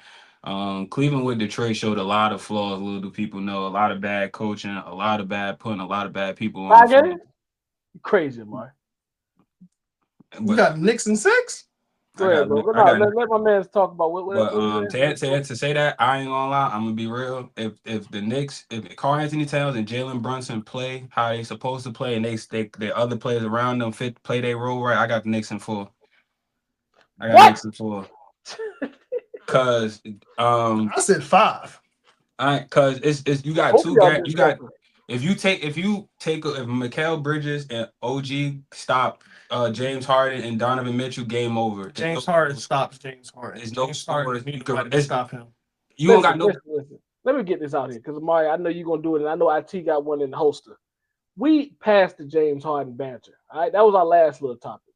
We're not gonna keep bashing my man for the whole rest of this topic. All right, let James Harden breathe. And let's see what he does in the next performance. Even though I They just watched one performance right here. the but- second option that's me. They traded for you for a reason. I said the same thing. I'm with you. But you're not gonna keep bashing it. That's all I'm saying. I'm So, a James Harden defender. You got the Knicks, you got Cleveland winning, Mr. KD? Who I got? No, I got the Knicks winning with all that shit. No, I got Knicks in 6 with all that shit. Hey, like you said, I had one of the hosts. I'm riding with you though, Mr. KD. Knicks and 6. And look, I even said last pop-up joke, I'm riding with James Harden. It's time for me to get out the car, man. It's time for me. I got to get. I'm gonna walk. Oh no, I'll say this, and this damn, it's about to bash him again. If James Harden doesn't show up, I'm with Amari. This is gonna be over quick. I can't sweep him. I'm not with bro. What's your name? What's bro name? Did you say bro name? He's gonna show up 2 games. QJ. QJ. Yeah, I'm not with him. A sweep is kind of harsh, but Gentlemen's, man. You gotta give him a Yeah, gentleman's. if James Harden don't show up, I'm with you. It can go in 5, but I got him showing up these 2 games. James gonna give you 2. I That's believe what I in need. him 2 games. I need 2. Really, I need the whole series. I mean, I'm about to say Yeah, I you need the need whole 7, thing. but I'm asking too much. Yeah. So Knicks and 6. So what is it? Knicks and 6. You got Knicks and 6. What you got? I Amari? got Knicks, I got 5. Knicks and 5. Knicks He and got 4. That ain't happening, man. He gonna get bashed by the comments, but you know what? We're gonna show you. I'm gonna show you the aftermath of what you did next week. I don't watch comments. all right. So we're gonna go to the other side, to the West. Who you got between the Spurs and the OKC Thunder, Mr. KD? Game last night. I got It's gonna be a Hey crazy man, series. I need 7. Strap in. need 7. Strap in. This is gonna be a crazy series. This is gonna be historical. I really feel that way. I need This is gonna be 7, and I don't even know who I feel like will win. Spurs in 7. They That's- changed my mind after game 1. I've been on the Spurs heavy, but it's like How y'all gonna assume a 7 games when the Spurs played OKC 4 times in the regular season and beat them 3 times? And I think the Spurs got their number, and I give the Thunder 1 game. all right. Now Oh I'm my gonna come. God. I'm gonna get. Yeah, Oh, I don't he's know. screaming. Hey, look, I'm gonna take him out the screen. I'm gonna take him out the screen. I don't know what he's doing now. We know- I can do we see the know the Thunder surroundings. are the There's no reigning paraphernalia over here. Do we know the Thunder are the reigning champions? He do know the Thunder. Do we know they got the back-to-back MVP right now? You know I'm this? pretty sure. I'm pretty sure he back did that. MVP played terrible last night. He didn't play. That's like game he- 1, ain't it? Alex game Caruso 1. put up 7 I- threes. And you think he's? You saying game 1? I said the regular season. I brought the regular season. He's talking. Bring him Shea back. balls out in the regular season. He's never He not lost shown up. 3 times. He even said it himself. He said you cannot lose 3 times to a team that's not better than you. He did say Okay, that. but let me tell you what one thing about it is. Playoffs and regular season, 2 different animals. Wemby, I love Wemby and I love the What Spurs. man Kobe say? Can you They be the never same been animal here. with a different beast? So we're Wemby gonna first game he have put up moments- 44 and 22. That was He a played like beautiful he first been there. game. He played But like the he thing been about there. this ain't the NFL. You can have a hell of a game 1. What you gonna do game 2? My thing is with the That's with only you one saying game. that they beat them 3 out of the 4 times. There's gaps between those 3 games. Now you got to play me. Game about to 1, see I'm you back here again a day 2 later. days later, Like pissed off. you got to play me immediately after you just beat me. Yes, I'm Hey, on that. Hey, bring QJ back up here next Tuesday. Defense win championships. And the Spurs are the Okay, best see defensive about team. to watch game 2. Watch game 2. Watch game I 2. got- You better respect the champion. I don't like when people I disrespect guess the champion. So I you need don't got- everybody official. Hold on. Everybody official pick. So who you got, Q? I got the Spurs. No, Hey, say the rest of the part. Say the second part. Spurs and what? I got Spurs in 4. All right, what you got, Amari? I got the Spurs in 7. What you got, Mr. KD? Spurs and 7. They didn't even beat them Yeah, twice. and I'm going Spurs. Post game 1. Shea came out and said, Oh, you talking about game 1? I'm talking about in the regular season. yeah, That's what he because put that regular season behind you. Them games is done. They don't matter no more. We here now. How many times the Lakers beat the Rockets in the regular season and they swept them in the playoffs? We're not worried about that no more. We here now. Well, no, KD did play. KD did play. We here Yeah. now. This Yeah. series right now, first off, it's no way in hell it's going a sweep. It's no way that's happening. Second off, watch the bounce back. Because matter of fact, let me get your opinion. Put the camera on tomorrow. If OKC blows the roof off San Antonio game 2, what you gonna say? Nah, I wouldn't. I mean, if they blow them up, that means I'm gonna look at who stepped up and who played good. Because That don't matter. I'm talking about that the does series. matter. If they come out and blow San Antonio out, I don't. Like I said, I'm not giving. I don't see OKC playing. Beating the Spurs just off because the Spurs is a way more disciplined team than any other team they play. Was that not a bad Shea game? They made it bad. They made it bad. What? They made it bad. His shots. So this is my thing. Shea is going to be better. Shea is going to be better, and Caruso is going to be worse. So I want to see where we're going to go with this. Because if you think Caruso going to do that every game, then you in for Caruso put up 7 threes. He had a good 31, but let's be real. The most clutch shots down the stretch was coming from Jalen Williams when Jalen Williams was keeping them in the game. Shea picked up in the clutch. Third quarter on, Shea picked up. He did pick up in the clutch. And what Wemby do? I'm better from the logo. Right, because you had it going already. But you don't think Shea about to carry that the game too? Man, okay, you can't. What Shea game is in the mid-range area. You can't get there when it's a 7'5" dude in the paint. Free throw line. Like I said, he gonna have to do a lot of that game too. And Vassell was hitting some big shots. I need to see you hit them shots every time. And hold up, even with Cass, they had the OKC Thunder caused 11 turnovers and still lost. They caused Stephon Cass would have 11 turnovers and still lost. So that's a bad game. Imagine when De'Aaron Fox come back. The margin. It's a lot of things on OKC side that you expect to be better. I think San Antonio might have played the most complete performance they can. All you can do is add De'Aaron Fox. But when you add De'Aaron Fox, you're gonna take somebody away. That was the most complete game San Antonio could play. And with OKC, Chet had a bad game. Caruso had a crazy game that we're not going to expect him to keep up. Shea had a bad game. Like the second Jalen Williams. He barely played. And what's the other team is going to be better. OKC is going to be better. Let's see San Antonio stay where they at.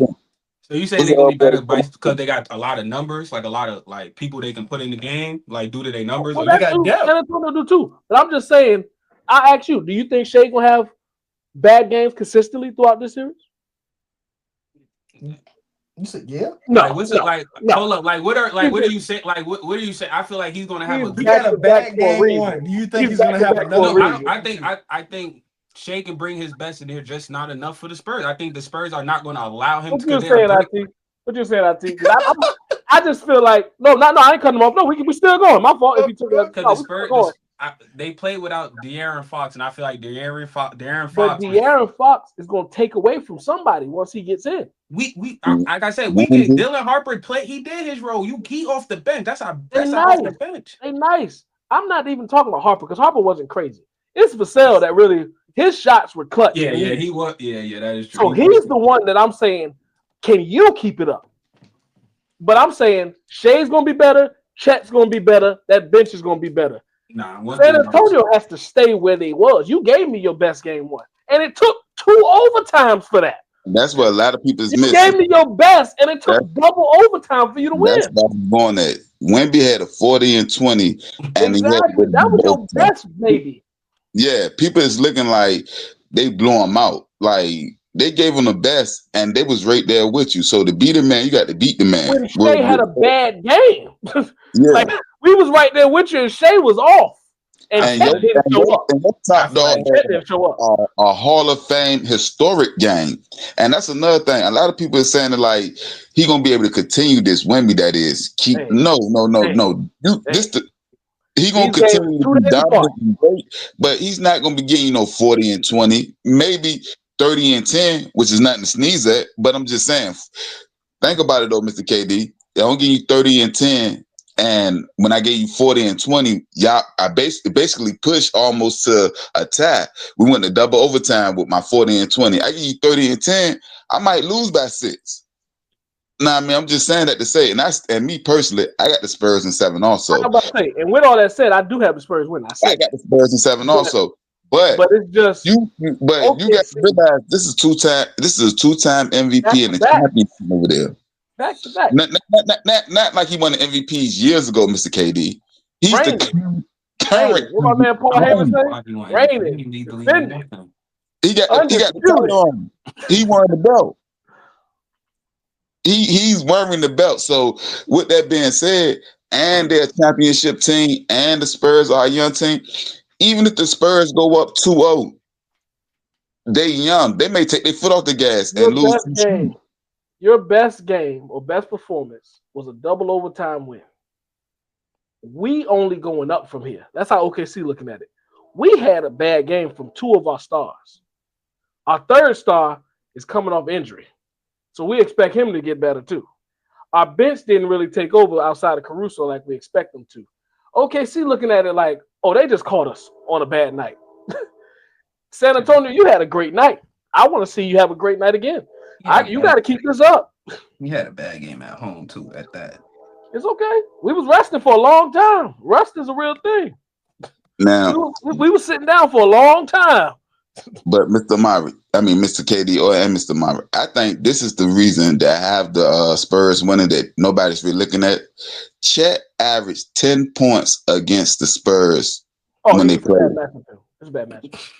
And I think that's the difference right there. Like, if he was averaging 18 points and they were still losing them games, I feel a little different. But you can't get me 12, 14, 16, 18.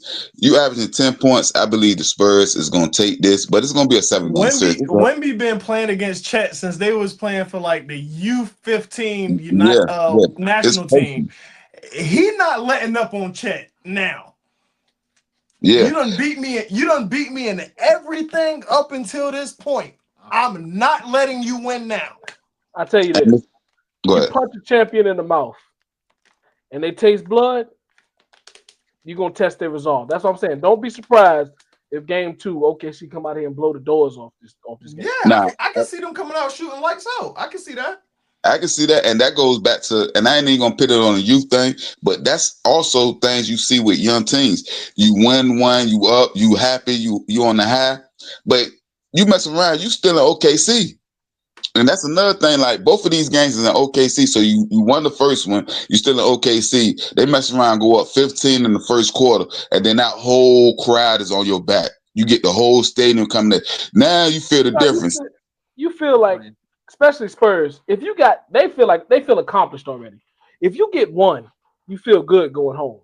So they playing with fool's gold right now. Let's throw around. Let's see if we can get 2. I don't think they're gonna get 2, but they playing with fool's gold. They're feeling real good about themselves right now. Just stealing one. Before I get to the next topic, Mr. Myra, I don't know if you ever seen this clip. It's an I Am Athlete clip, and it was a wide receiver. I can't remember the exact name. He was speaking to Brandon Marshall, and he was like, "As soon as you step in the stadium during the playoffs, you just heard." It was like, and he was explaining to Brandon Marshall, and Brandon Marshall was looking kind of lost. I ain't never been there. Yeah, he was like, I ain't never been to the playoffs. He was just trying to show like the difference of intensity. I'm saying that to say in basketball, it's a little more of an intimate game because you got fans that sit right next to the bench. So you can hear everything. And you go into the playoffs and you're young and you may be down. So to say that this is going to be a sweep, that's preposterous. There's no way in heck it's going to be a sweep. That's just out of the question. But not only that, there's a chance, even if the Spurs are quote unquote the better team, they still can lose just off of experience. People don't understand that X factor is very valuable. I'm about to say that. Just because we all picking the Spurs, that doesn't mean I can see OKC winning. Let me make that clear. Yeah. It's not like I'm writing OKC off. That's why I got to go 7. But I think the Spurs.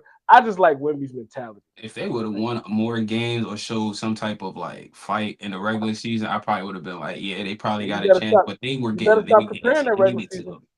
You better stop comparing that regular season to the postseason, man. Let me get to the next topic, but that's one valuable lesson you have to learn. The regular season and the playoffs, they're two totally. They don't even call it the same. It's 2 games apart. I see you again real quick. What my man said last series, I know all your plays. You know all my plays. It's roll the ball out. All right. So, Mr. KD, with the draft order now established, give me your first 5 picks, meaning players. So you got to keep it the way it is. So once one player go, the next player, and tell me exactly why you got them going in this order to the teams that you got them going into, and what y'all think. And I'm gonna start with you about the Anthony Davis conspiracy, meaning You trade for Anthony Davis, you get the #1 draft pick. Yeah, I had to drive it right down y'all lane. Conspiracy Avenue. It's on you, Mr. He was KD. on day to the #1. AJ first. Everybody knows that. Now the Wizards have him right now. I think the Jazz are going to be uber aggressive to try to get that because they want to keep him in Utah. But I don't think the Wizards get that up.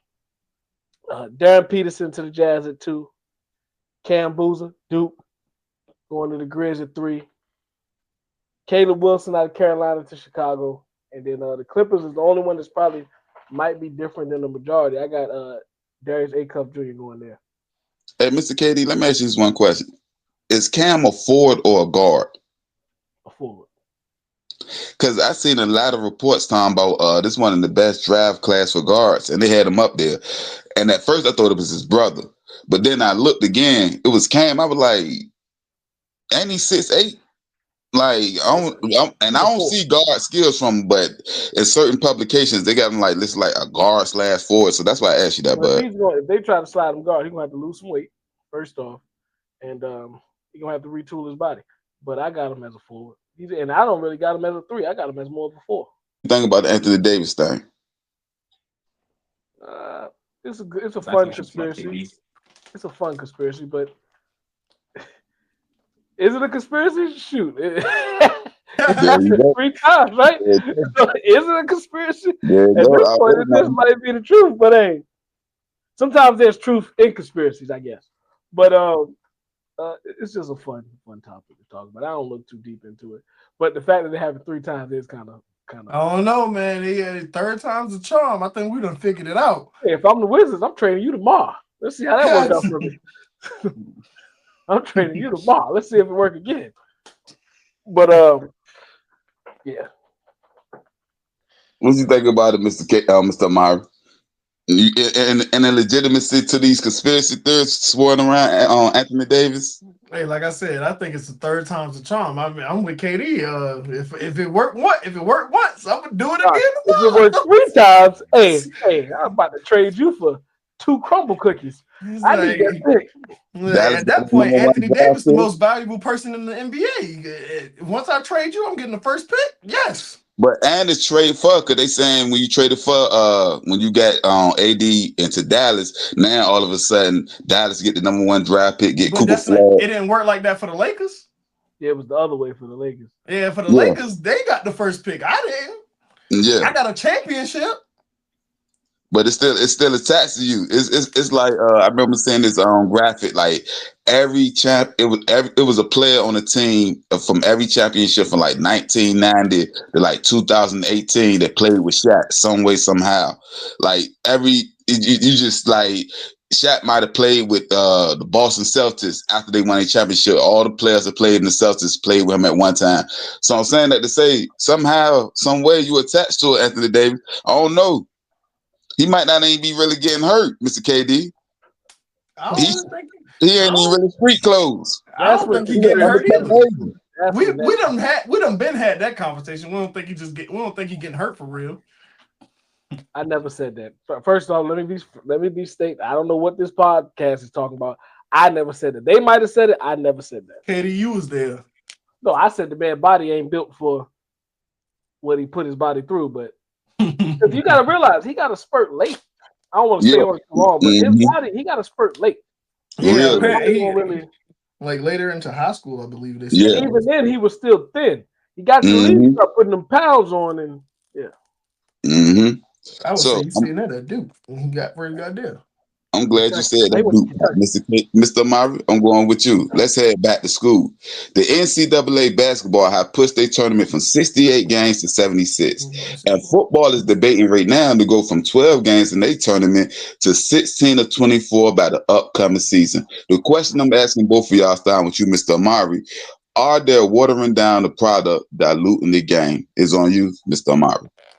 I think they're definitely giving us more to go off of as far as film or even more so prep, but it shortens down everything else leading up to the real dance, which is the playoffs and even more so the draft. Because with the extension of the playoffs into 18 teams, that means there's more weeks. You're gonna have to either shorten the season or you're gonna extend it, and you're gonna go into and shorten up everybody's either draft prep or combine prep and all that other stuff. So do I think you're oversaturating it? Yes, but I mean it's for a good reason, but it just kind of detriments all the stuff that happens in the back end as far as like those juniors and those seniors, like I said, that are preparing for the next level. You shorten the time that they have to prepare for the combine or their pro day and all and these other things. I'm with Amar, but what I will say, the more money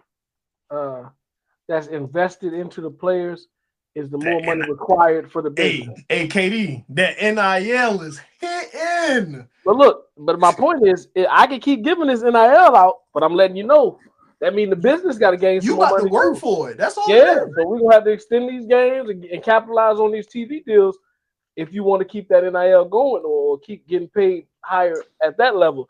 But Mr. KD, the NIL is not supposedly be coming directly from the schools. The NIL is supposed to be coming from independent companies doing so. Boosters. Whether you play 15 games or 14 games, I'm not directly connected NIL. I'm saying the more money that we dish out, the more money that we are able to spread or we see spreading around, the business has to win in the end. So if we're giving you this, we got to be making this. Or if they're giving you this, we got to be making this. We got to balance that out. So it ain't spreading the product thin. I think it's just capitalizing on the product, well, which may be one and the same, but capitalizing on the product as far as the exposure and everything. But breaking news though, J Kidd is gone from Dallas. I know that's not NCAA, but J Kidd and Dallas separated. Yeah, that's a bad move. I ain't gonna lie. I did not like the move. I just want to event to that. I didn't like them getting rid of Jason Kidd at all. I feel like Jason Kidd could have did a lot of great things with Cooper Flag. I feel like he could have really brought the best out of Cooper Flag because Cooper. I truly feel like Jason Kidd is a good coach from a mind standpoint. To your point, Q, hold on, Mr. KD. Q, let me ask you about this because we were speaking about Giannis playing the point when he was under Jason Kidd. Now we got another tall, super athletic guard/forward. Do you think he could have did something similar with him that he was doing with Giannis? I honestly truly believe I think he could have done more with Cooper Flag because Cooper Flag, we seen how he played. I feel like Cooper Flag could do everything. And if Jason Kidd would have had a little more time and paired him with Kyrie and really got to really build that system, that would have been crazy. I think Cooper Flag has a high ceiling. I think it's very high. I think he could be honestly the best player in the league the way he plays because he could pass. Can't be the best player in the league when there's a guy named Victor Wembanyama. I think he's going to be the one to really constantly challenge that. I think he's going to be the one to always be that, like, Cooper coming up. How do you challenge 7'5" and you can't even meet my shot? Cooper does a lot. Cooper got a high ceiling. He'll never be a top 10 player in the league. I'm sorry. And this is from Duke saying it. Coop got I feel like the way he plays, pair him with Kyrie, somebody that can take a little load off him and let him really show what he can do. And when you got secondary defenders guarding him, I think Cooper Flag could light somebody up. He only 18. I think this move is more than just the surface. J Kidd was lobbying to be the head guy in control of all the moves. And then they went out and hired Masai Ujiri, which is a great hire. And Masai got there saying this can end up being a conflict. So we got to go ahead and nip this in the bud right now.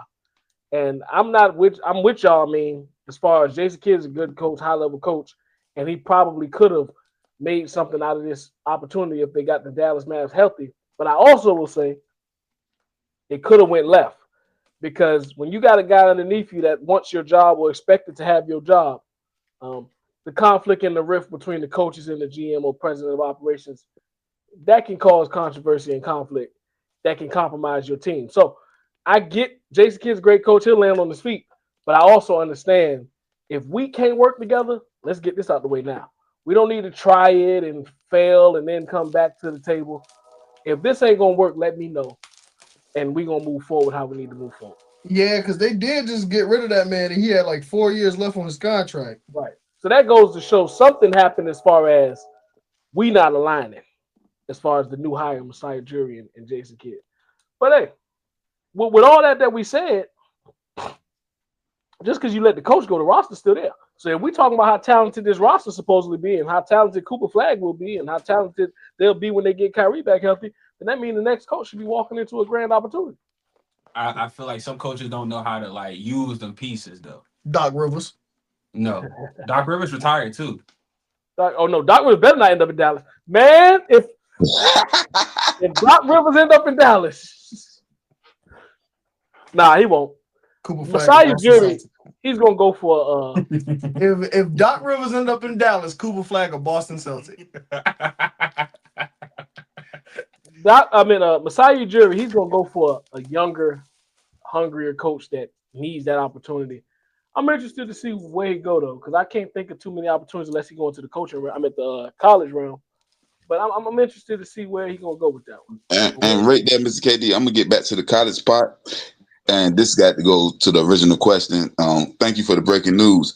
So with the basketball thing though, football, I think they could stretch it a little more, but basketball, it's getting to the point where the NCAA basketball is getting similar to the NBA basketball, where the regular season doesn't matter that much.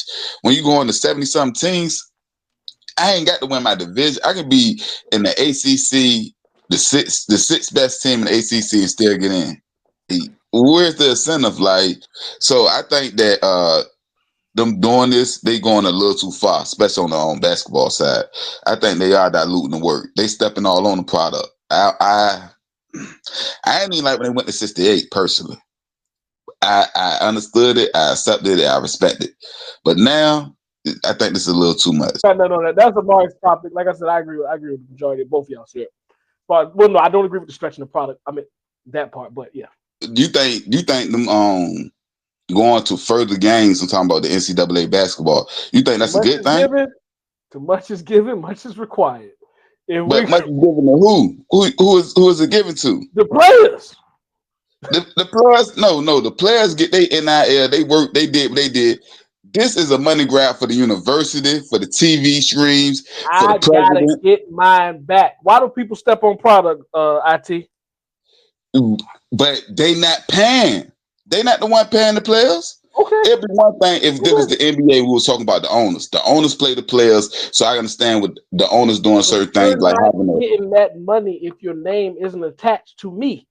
If we're talking University of Kentucky, that you got University of Kentucky alumni, University of Kentucky connections that are reaching out to sponsor or to produce this NIL. It is still tied to me. I gotta get mine back. To put you out there a little more days, because at first you were just working 2-3 days. Now you talking about name and image, or we're gonna put your image out there a little more. But this is the point though. You working out there more, but you ain't getting the bigger bag, and I ain't paying you. So now I'm getting my money off you working without paying you though. It ain't like you play more games, you get a bigger NIL check. You play more games, and I get more money. Then it would defeat the purpose. We're not trying to keep things equal. We're trying to establish the separation. We'll get to the next time. I sound like that because I'm speaking from a perspective that I don't even necessarily agree to, but I understand business. I understand the business side of things. We're gonna stretch that man. Woo. Yeah. So we're gonna get to the next topic. I'm gonna start with you, Mr. KD. I love starting these drafts. I'm gonna take the middle slot because I was once told on the podcast. You gotta stop getting that double. Yeah. But Mr. Marvin, you got the third. You know what I mean? You take the third wheel. You get the double. I'm not complaining now. I get the back to back. I'm not complaining. You get the back to back. So what we're gonna do is our top 10 ring attire or costume. And this is another thing. This is another thing. Tag teams are allowed. So if you want to go tag team, you can go tag team. This is the top 10 costumes or attire in wrestling history. We go on in the draft. This man did not just come up in here with a cat. This is over. Since we're talking about wrestling, this is over. Oh my God! But I found Oba outside. She was a stray cat, so I bought Oba in the house. This is Oba. Introduction. Oba. He's not black. I don't know if it's. I go honestly. I don't know if it's a boy yet. But hey, I don't know if it's a boy yet, but hey, go All ahead. right. You got the 1-1, You KD. on Oba got the floor. first pick of the entire WWE draft. Side note, I don't like that Amari got a draft room. I think that's kind of disadvantage. So I'm gonna make sure I have me a draft room next time when we draft. But my first You pick, got I'm going Oba. Rey Mysterio. You got Oba. Oh, you right. My fault. And My the fault. thing, You right. I mean, he technically not competing.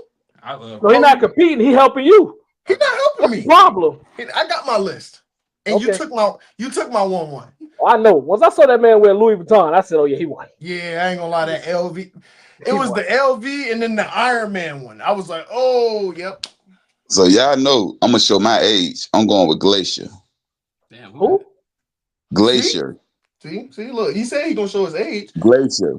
When we Sure did the cruiserweight, came out looking like Sub-Zero. You can say his name 100 times. Okay. You could have just said Sub-Zero, and I would have took that as a character outside of the Mortal Kombat guy. Nah. His name is Glacier. I'm gonna call him Glacier. It's on you, Mr. Amari. Alrighty. So I'm what do you see? This is why I say he's not helping me. I'm not taking his suggestions. I just want y'all to know that this is my list and my list only. Right. John Morrison. Wow. Oh, this is gonna be a field day for me. Y'all naming names I ain't even think about. Okay. Yeah, I mean that's a good thing though. Like we're I naming. ain't gonna say good, but it's worthy. I give that it's worthy for a topic. And I'm gonna just go ahead and go back. OG, let me get Ric Flair. They don't call it Ric Flair. They don't call it Ric Flair drip for no reason. Okay, if I take the robe away, you lost. Yes. But Hey, nah, you said it's I'm with you. He was on mine too. I'm with you. yeah, everything count. And since I got to go, I'm going with Sting. Yeah, he was definitely on mine. That's a good one. You messed up with your first pick, but I'll let you bounce back. It's on me? Yeah, it's on you. You know, don't get back to backs no more. RVD. Okay. RVD had a lot of those. He had them leotards. He had a nice of them. He had a good amount of them leotards. And then this how you double back. Eddie Guerrero. Okay, so wait. Do we count the car? The car was part of the entrance. Does that count? No, I don't think we can count the car. If we can count the car, this is great. No, I don't think the car should count. Nah. Cause then I ain't gonna say him, but then I'm going JBL with the limo. I see. That's what I'm saying. He got a limo. That's what we do it. But I'm going Naomi with the neon. Naomi Osaka. Naomi. We might be able to let Q. We might be able to let Q draft a team after this over. There's gonna be so many honorable mentions left. I mean, for real. I mean, if he could put together a team, I watch wrestling. But he get the subs. We do our 5. He gets the subs. It's 10, Mr. KD. It's 10. We doing 10? 10. Yeah. Get your list ready. Yeah. You slipping. That's why you slipping. We didn't get the list ready. I'm about to run out of people. Come on. Well, I'm gonna go ahead and I'm gonna hit KD where it hurt. Let me take Shawn Michaels. Mm-hmm. I'm gonna take that. I'm gonna hit him where it hurt right now. Dirty dog. If we gotta specify, I want early 2000s John Cena. Where I want my man wearing the basketball jerseys. No. Oh, if we're not specifying, then that's cool. You got your people. I'm just saying you ain't getting no credit for that one. Yeah, I'm good with this. I'm good with this era. Nah, I mean, I'm gonna keep it because I'm gonna keep it with the motif, attire, all that, everything going on. I'm going Doink the Clown. You just gave up. Did this man just say Doink the Clown? He just gave up. Yep. He trolling. Nah. You trolling. Attire. He got a wig, a face paint, costume. Yes. All right, let me see where I'm gonna go. That you told me it's 10 of them. Gosh. No, I'm going Chris Jericho. I'm going Jericho. Yep, that's a good one. That's a good one. Hey man, that's a good one. Oh, with the shiny pants. I can hit him.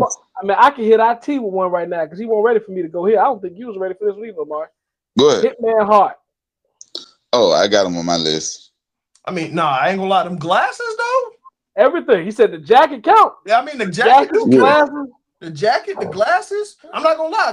If I mean, granted, he got Sting. No. He would have took that early Sting with the blonde hair.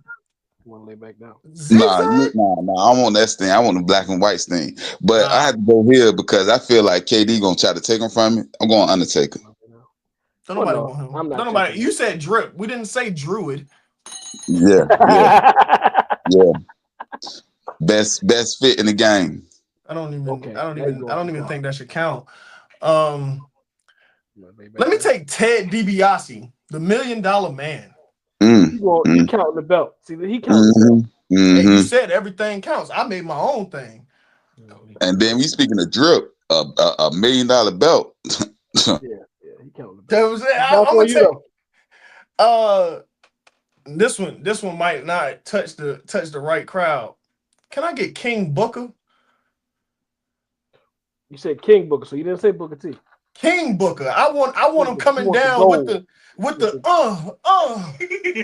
up with the staff. like, yeah, hit him, turn. Hey, IT, let me get my glasses. With the staff, the robe, and you count Sharmell too, right? That count. You know, he said entire. She was on the arm. Queen. So, all right. It's on me. No. Y'all messed my whole list up there. I'll go. Oh, since I got one, I gotta get the Brother of Discretion. I'm gonna take Kane. That's a great one. That was better than Undertaker. No, it isn't. No, it isn't. It's way better. But Yes, it is. We're talking about attire. If we don't know Kane, if it wasn't for Undertaker, that has nothing to do with the attire. Like, I think we don't know Kane if we don't know Kane if it wasn't. So none of us on this pod besides you know this Glacier guy, and you got him first overall. I don't know why you took him 1-1. I'm going. Since we got 10, I got room to play with, so I'm going MVP. You know he was on my list. I'm mad. I'm mad you took that. I wanted that little two-step. You remember the University of Miami Johnny he put on? Mr. KD. Hey, I'm not gonna lie to you. His entrance, having that whole look, like you said, the two, I loved it. You said what? What you said, I was trying to figure out. I was trying to keep counting the number. What number you on right now? I was first and I got 6. So yeah. And you about to do one more, right? You got 5, then 6, right?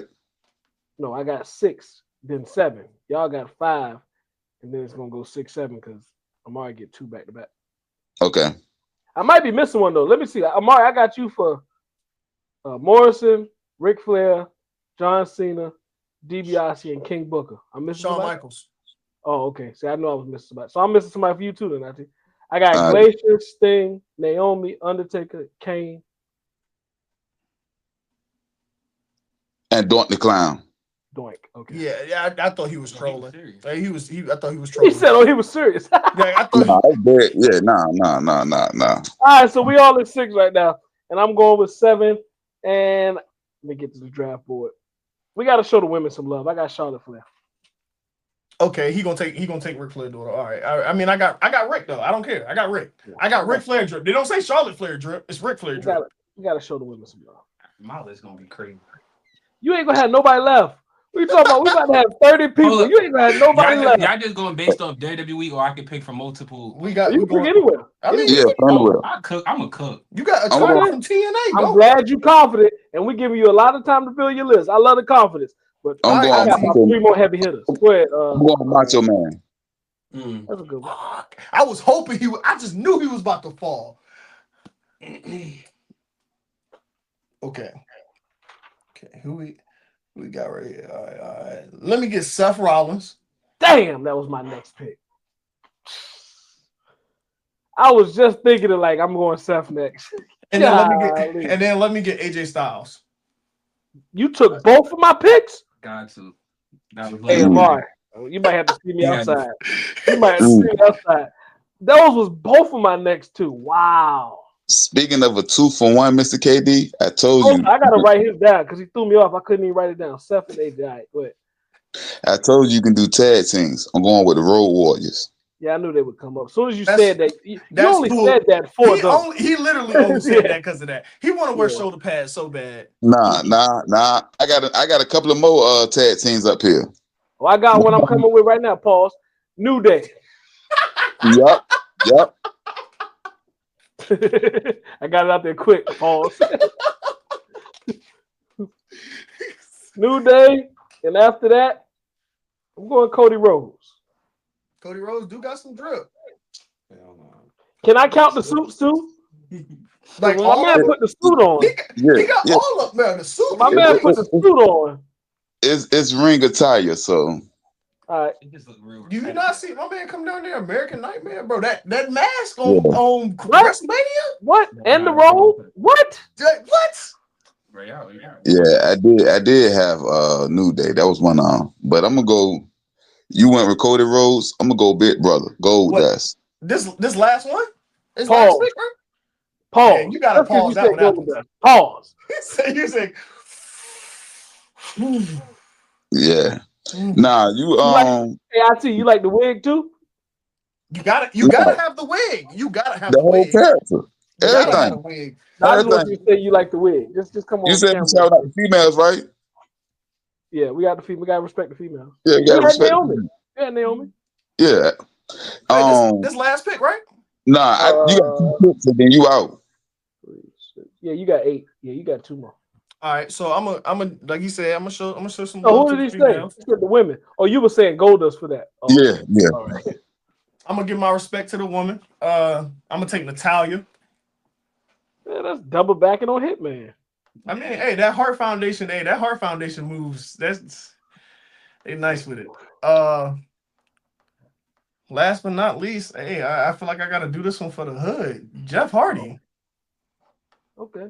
You going face paint and face paint and all, yes. Arm sleeves, you going everything. Okay. That's great. No Hey, I ain't gonna lie, he got some names out here.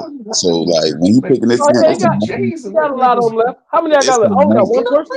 Oh. Man, I got like 8 people names on my list, KD. It's between 1 or 2. He was putting on them jerseys and fitted hats. I'm about to sit you back So down. I'm gonna just go here because I think that you might have him on your list. I'm gonna go Ultimate Warrior. He had no drip either. Ultimate Warrior had the armbands and the flares, and he was running around. The face paint. There was a lot of colors though. I get where he going. It was a lot going on at that time. He get the same credit that Randy Savage get. Hold up. Yeah. Nah, I mean, but he had actual drip. Yeah, he had the costume. That dang drip. He had the jackets and everything. He had Randy Savage had the jackets. He had the arm flare. He had the whole shebang. Yeah, he had the girl. I'm about to say he had Elizabeth. He had the girl. Oh, so I get the last pick before we hand it over to Q to pick up the scrubs. I'm gonna leave one out there because I'm between 2, and I don't want to leave nothing for him to grab. There's some names out there too, Mr. KD. Bro, what are we talking about? Hey man, you're reaching now. You're reaching. What you say? You're reaching. Who? You're reaching. You're reaching. Who reaching? Me? Reaching. No, he talking about me. He reaching, man. He I don't reaching. want to leave nothing for him to grab. What? All right, when you say it again, you're right. Hey, we turning into Cam and Mace. We can't be doing this, man. We're not gonna play the pause game this heavy. But hey, pause, because when you said it back, it did sound crazy. So you're right. Pause. I'm going Kurt Angle, man, and I'm cutting my mic off because I don't want to hear no more from Mar. I'm going Kurt Angle. You know, you got the leotard. He coming off the Kurt the straps. But I left one out there, man. I left a strong name. Well, there's a lot of names still out there. All right, now I'm like, you on camera now, brother? Okay. Yeah, let me. Yeah, hey, you go back to back, no interruption. Go ahead. It's all on you. We're gonna do Kenny Omega, the Young Bucks. Somebody said AJ Styles, so Kenny Omega, the Young Bucks. I'm gonna take MGF, Swerve Strickland, Javon Evans. Yeah, he went to AEW. Swerve Strickland, TNA. I'm gonna pick Machine, the Total Machine. If y'all know who that is, that's Chris Sabin. Chris Sabin and Alex Shelby. That's a team. Machine guns. Yeah, I'm gonna take Mr. Perfect. I'm gonna take Too Cool Scorpio. They both was on my list. Mr. Perfect, that behind the back towel toss. And you got 3 more. You I'm gonna only take said the one Miz. that I wish I would have had. I'm gonna take the Miz because I feel like the Miz has I'm not gonna lie, that was a good one. Dolph Ziggler. And R-Truth.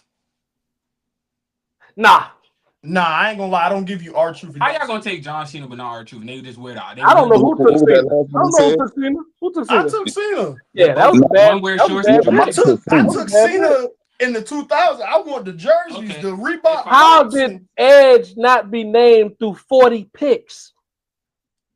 he just Hey, really Mr. came out in a KB. long trench coat. And we He really just came out in a trench coat. still got How did people. Literally Edge came not out in a make trench coat and 40 Rockstar picks? jeans. He literally came out in a trench coat and Rockstar jeans. That's it. No, what are you talking about? When we first started with Edge and Christian, Edge had different generations. You talking about Came out with the glasses? Edge Like- and Christian with the glasses. He come out.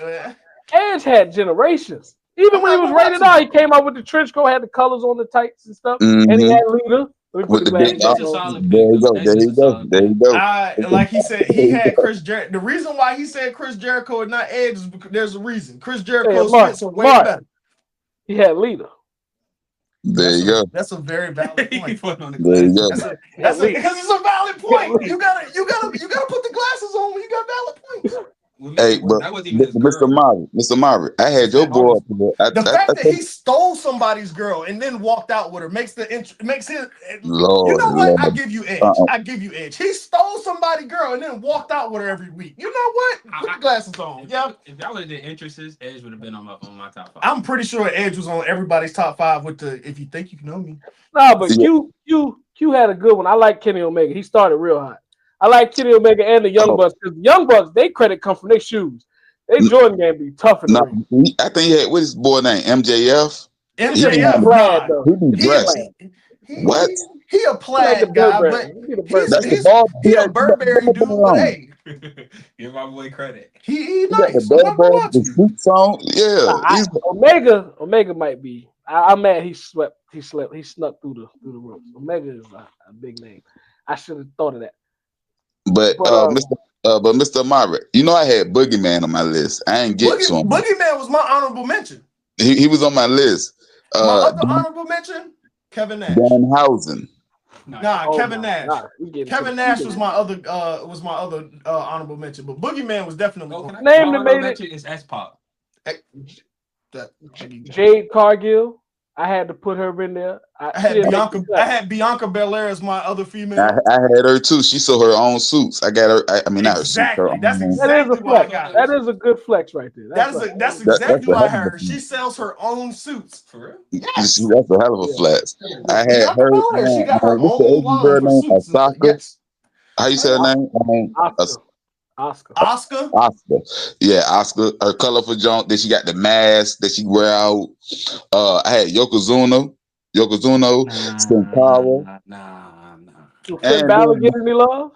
Finn Balor gotta get some love. What Finn Balor though? The What demon. I might say. No, we count all of them under the same umbrella. Well, because you Who can't was because that, regular Mr. Finn Balor just wear black tights. I mean, at that point, Well, my man Dominic got to get some love. Dominic do gotta. Yes. Hey, see, look, now I'm about to show my age. Jerry the King Lawler. He came out there with a crown, man. That's a good way to close the segment. But when I said King Booker, come on That's a now. good way. Can't That man had the one. He had the one strap. The Hold. singlet. The whole attire though. He got the crown with the pillow. He got the crown. all that. The crown. Now that was his best part. The crown. The crown on the pillow was literally the best thing. But think about it, Mr. KD. We at like number 55 right now. We just now mentioned him. We done ran through. If we're talking tag teams, you got to say the Dudleys too. They made the camo. They made the camo. I had Harlem Heat. Man, we got to go out here. Yeah, what is that? The Nation of Domination, man. Ooh. Yeah, we about to get to this next topic, but I just want to hear what y'all got to say about this. The big boss man out there looking like a police officer. Is that not Natalya?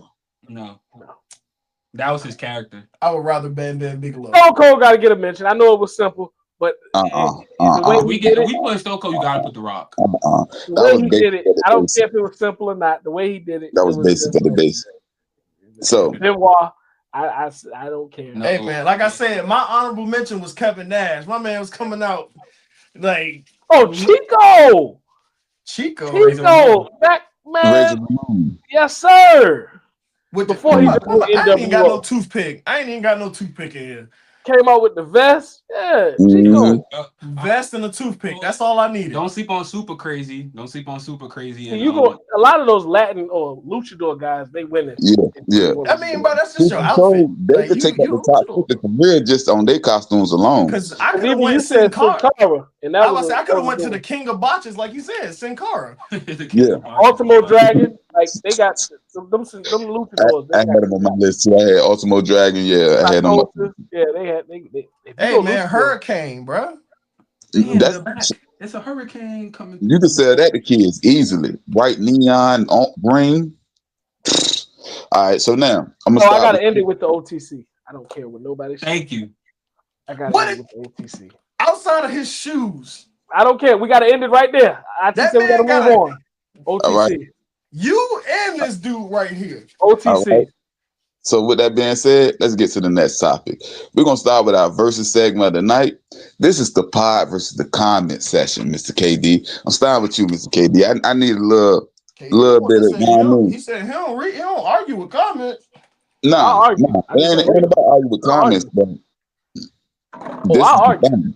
I just don't read them. This is the thing.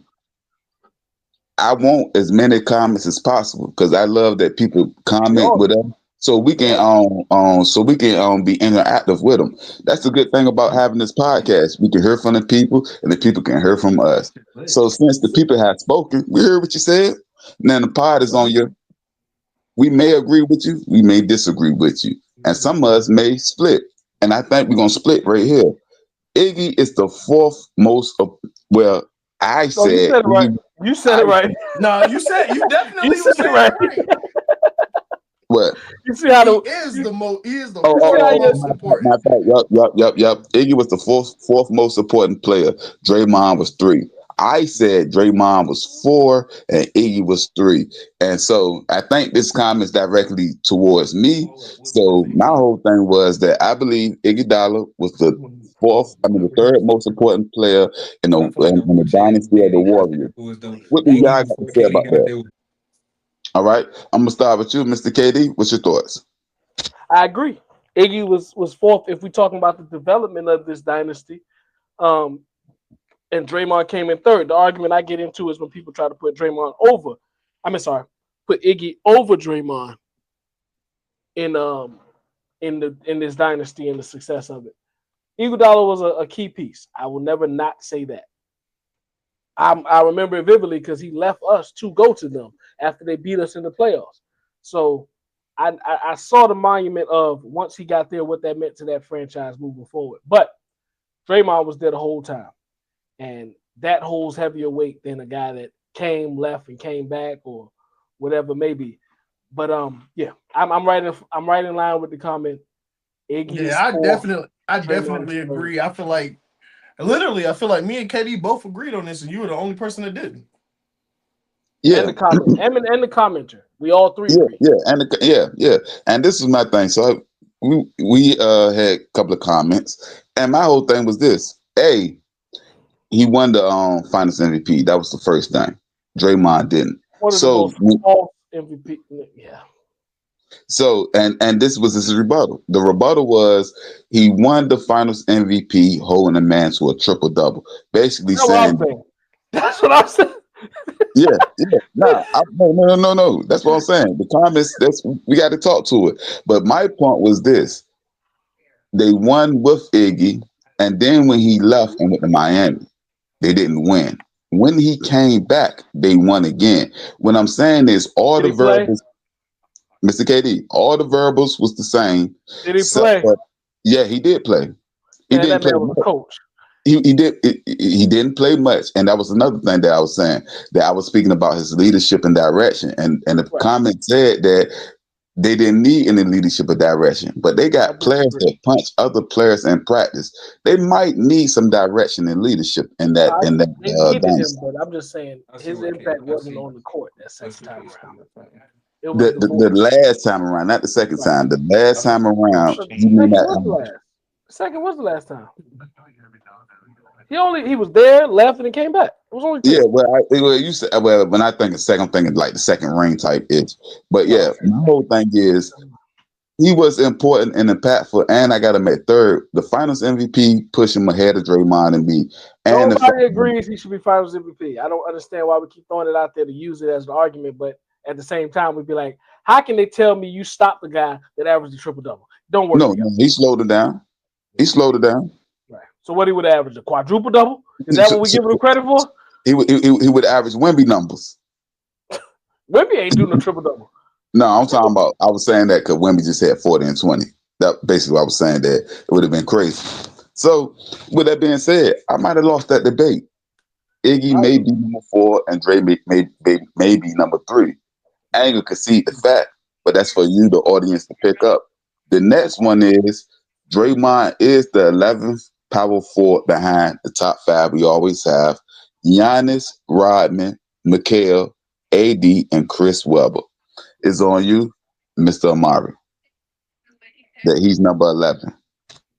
I have Draymond at 10. I mean, it might be because I forgot about Chris Webber, but I got Draymond at 10. How many rings Chris Webber got? None.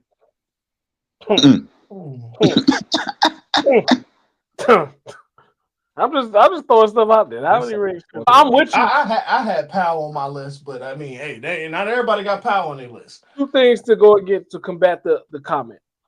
Me personally, I don't have Giannis as a 4. Second, I have Draymond over Dennis Rodman because of the totality of what he brings. Who else we was Wait, so what was? So do you have Giannis as a 5? Nah. To be honest, when I thought about it when I said it, I don't know where I got Giannis. Like if I gotta pick one, I'm gonna say the 3. But I ain't gonna lie, I don't know. I don't know where the man at. He didn't play everything. Technically, KD is a 7'3", so it was a 7'3", so I mean, technically, it's not that far fetched. Oh, we can't do it by height no more. We've That's what I'm saying. It's like at this point, it's not even about height. But Luka it's like, is 6. Luka's 6'9", and everybody count him as a point guard. So we passed the height part.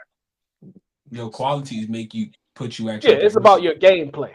And Giannis can't shoot, so he's more of a power forward center because he can only play within the paint. But he bring the ball up. And what did he do? He looked for the first guard, pass it off. No, he don't. He looked for the rim. When Giannis bringing that ball up, he going coast to coast. He trying to go to the paint. And I mean, he gets the rebound, push it up, and look for shooters. That's how they play. That's how Milwaukee play style is. Yeah, I'm not even in a stance to argue with people. It's basically me saying I don't look at him as a power forward. If you do, then okay. I don't look at him as a power forward because I've seen him play point guard, and that kind of liberates a lot of it. To take Giannis out of your power forward, you can't just slide to the 4. To take Giannis out of your power forward conversation, does that push Draymond into your top 10? Draymond is in my top 10. We did this last week. Yeah. Chris Webber, I got him over Chris Webber. I got him over Dennis Rodman. I don't have him over Kevin McHale. Can you elaborate why you got him over Dennis Rodman? He said everything that he brings into the overall game. Like Dennis Rodman, I love the energy he brought, but at the same time, we can't overrate energy. Like energy is a great trait to have, but we can't just play 1 energy through don't push you to the top. He can check 1 through 5. Draymond can check 1 through 5. Real fast. Checking them big, real bigs. He was checking Shaq. Draymond not checking. And he didn't do a good job. Like we gotta stop praising people for being there. Like just because you're willing to check, don't mean you did a good job. Hold on, let me ask you this question, Mr. KD. I'm gonna ask you this question. When Rodman was playing from San Antonio, young Shaq. Go ahead. Hold on, yeah. From 1992 to 98, how many times did Shaq beat them in the finals? Like you saying that as if. I got a better question for you. Yeah. If he's so great and so versatile defensively, how many all defensive teams did he make? How many all defense? Truth be told, I don't know that. I ain't even gonna lie to you. I don't know that. Because Draymond made 8. How many defensive player of the years did he win? I believe 2. Wait. 2. He won how many All-Star games did he get to? I don't know how many All-Star games he got to. I'll wait. How many rings does he have? He had 5. He got 5 rings. I'm talking about with Detroit and Chicago, right? Yeah. Now how many times? Now to segue off of that, how many times do we say he was the 3rd most important? People on that team. People on that team that he. That was just Chicago. They never said that in Detroit. And whoa, they wanted They never said he wanted was the third most important. Isaiah wanted Rodman. Isaiah Thomas said that's not the question. They never said he was the third most important in Detroit ever. No, he wasn't. No, he wasn't the third most important. Defense. He probably fourth, maybe fifth, behind Ben Lambert, Isaiah, Joe Dumas. So I put him at 4, behind him 3. Some people might put Vinny over him, but that's not me. Yeah, Vinny microwave. So we talking microwave. He was the original sixth man. He was the original sixth man. No. Dennis Rodman is great at what he does, but Draymond does more. That's all I'm saying. I mean, it's easy for Draymond when you're surrounded by like the greatest shooter, two of the greatest shooters of all time. Oh, so did we not just name Hall of Famers? Hold on, Miss KD. Did we not just name Hall of Famers? Miss KD. Michael Jordan? Miss KD. Isaiah Thomas? Miss KD. 8-time all defense. So you said Draymond got 8, he got 8. He got 5 rings, and he had the most rebounds. Well, they call it the rebound champion. Oh, he got him in rebound. He got him in rebound. That's what 7 times. So I got you. So we even with the all defense. I got 2 All-Star games, and I got more rings than you, and I got more defensive players than you. I got 2 defensive player awards to your 1. I doubled you. I got 4 All-Stars to your what? 2. You doubled me. So I did more. All-Star and a defensive player of the year is not equivalent. Right, but you only got me by 1. No. You only got 1 more than me. No, Mr. KD. I got you as twice as much. See, you want to word it wrong. I have 1, you have 2. I didn't word it wrong. You're just trying to rephrase it. I got 1, you got 2. And then you got 4 rings, I got 5 rings. And to be honest, I should have had more because Rudy Gobert snuck away with a few that he shouldn't have. Mr. KD, I got 20% more rings than you. 20%? What are you talking about? Because you got 4, I got 5. Yeah, I like how you're trying to trick it up. It's only 1 more. Like you can say it how you want. It's only 1 more. Can I bring real light to the real conversation? Yeah, you say whatever you want to make it sound better for your argument, but it's only 1 more. And I'm still playing. Not to say I think Golden State gonna win anymore, but still, I'm still playing. I got you, Mr. Murray. Yeah, I got Draymond over Dennis. That's crazy. I think the majority of people have Draymond over Dennis. Like if you go to if you grab 5 polls off the internet, Dennis ain't as high. Hey, you got to put a poll on this video. Dennis or Draymond. It's a good argument, but I think it is. I feel like they just. I mean, one is the same person with more energy. Because let's be honest, the same person with the Warriors dynasty, more energy. With the Warriors dynasty, who put majority of their offense into play? It went through. Draymond was the cause of that whole offense. He brought it up, set the screen. Dennis Rodman didn't have to do none of that. Yeah, it was. It was pick for Curry, but it was Draymond. Draymond brought the ball up. So, as good a shoot as you want to say Stephen Clay is, I was the one bringing the ball up. So, because we don't want to make this a 3-hour pod and people got to work in the morning. So, with that being said, we're going to get to your Kobe Bryant, Madison Square Garden game. The comment section said, this is what he said now. The game was forgettable. I'll be quick on this one. He wouldn't even scored that many points. He put it on the James Harden theory. So now, they were shooting at me in the gym, and they're shooting at you, Mr. KD. What's your thoughts? I want to hear what you got to say too, Mr. Amari. Well, don't worry. He can speak quickly because I'm going to be short. If we at the era and the point now where breaking records is forgettable, I say records are meant to be broken. Like if breaking records is forgettable, then we had a bad spot. But yeah, go ahead, Amari. I'm done. I mean, I got to pretty much piggybacking off what you said. It's like if breaking records is forgettable. One, records are meant to be broken. So the fact that you're trying to say that it's forgettable, I mean, you remembered enough to know that he got it off of the free throws. So I mean, hey, it mattered enough. But even more so, like to Katie said, if records are meant to be broken, so be it. I mean, records are forgotten. And I guess Bron game when he became the all-time scorer, that was forgettable too. I guess because it happened in the game. I guess. I mean, hey, like we talk all the time about this 100-point game. Hey, like you said, it never happened. It was forgettable. Wow.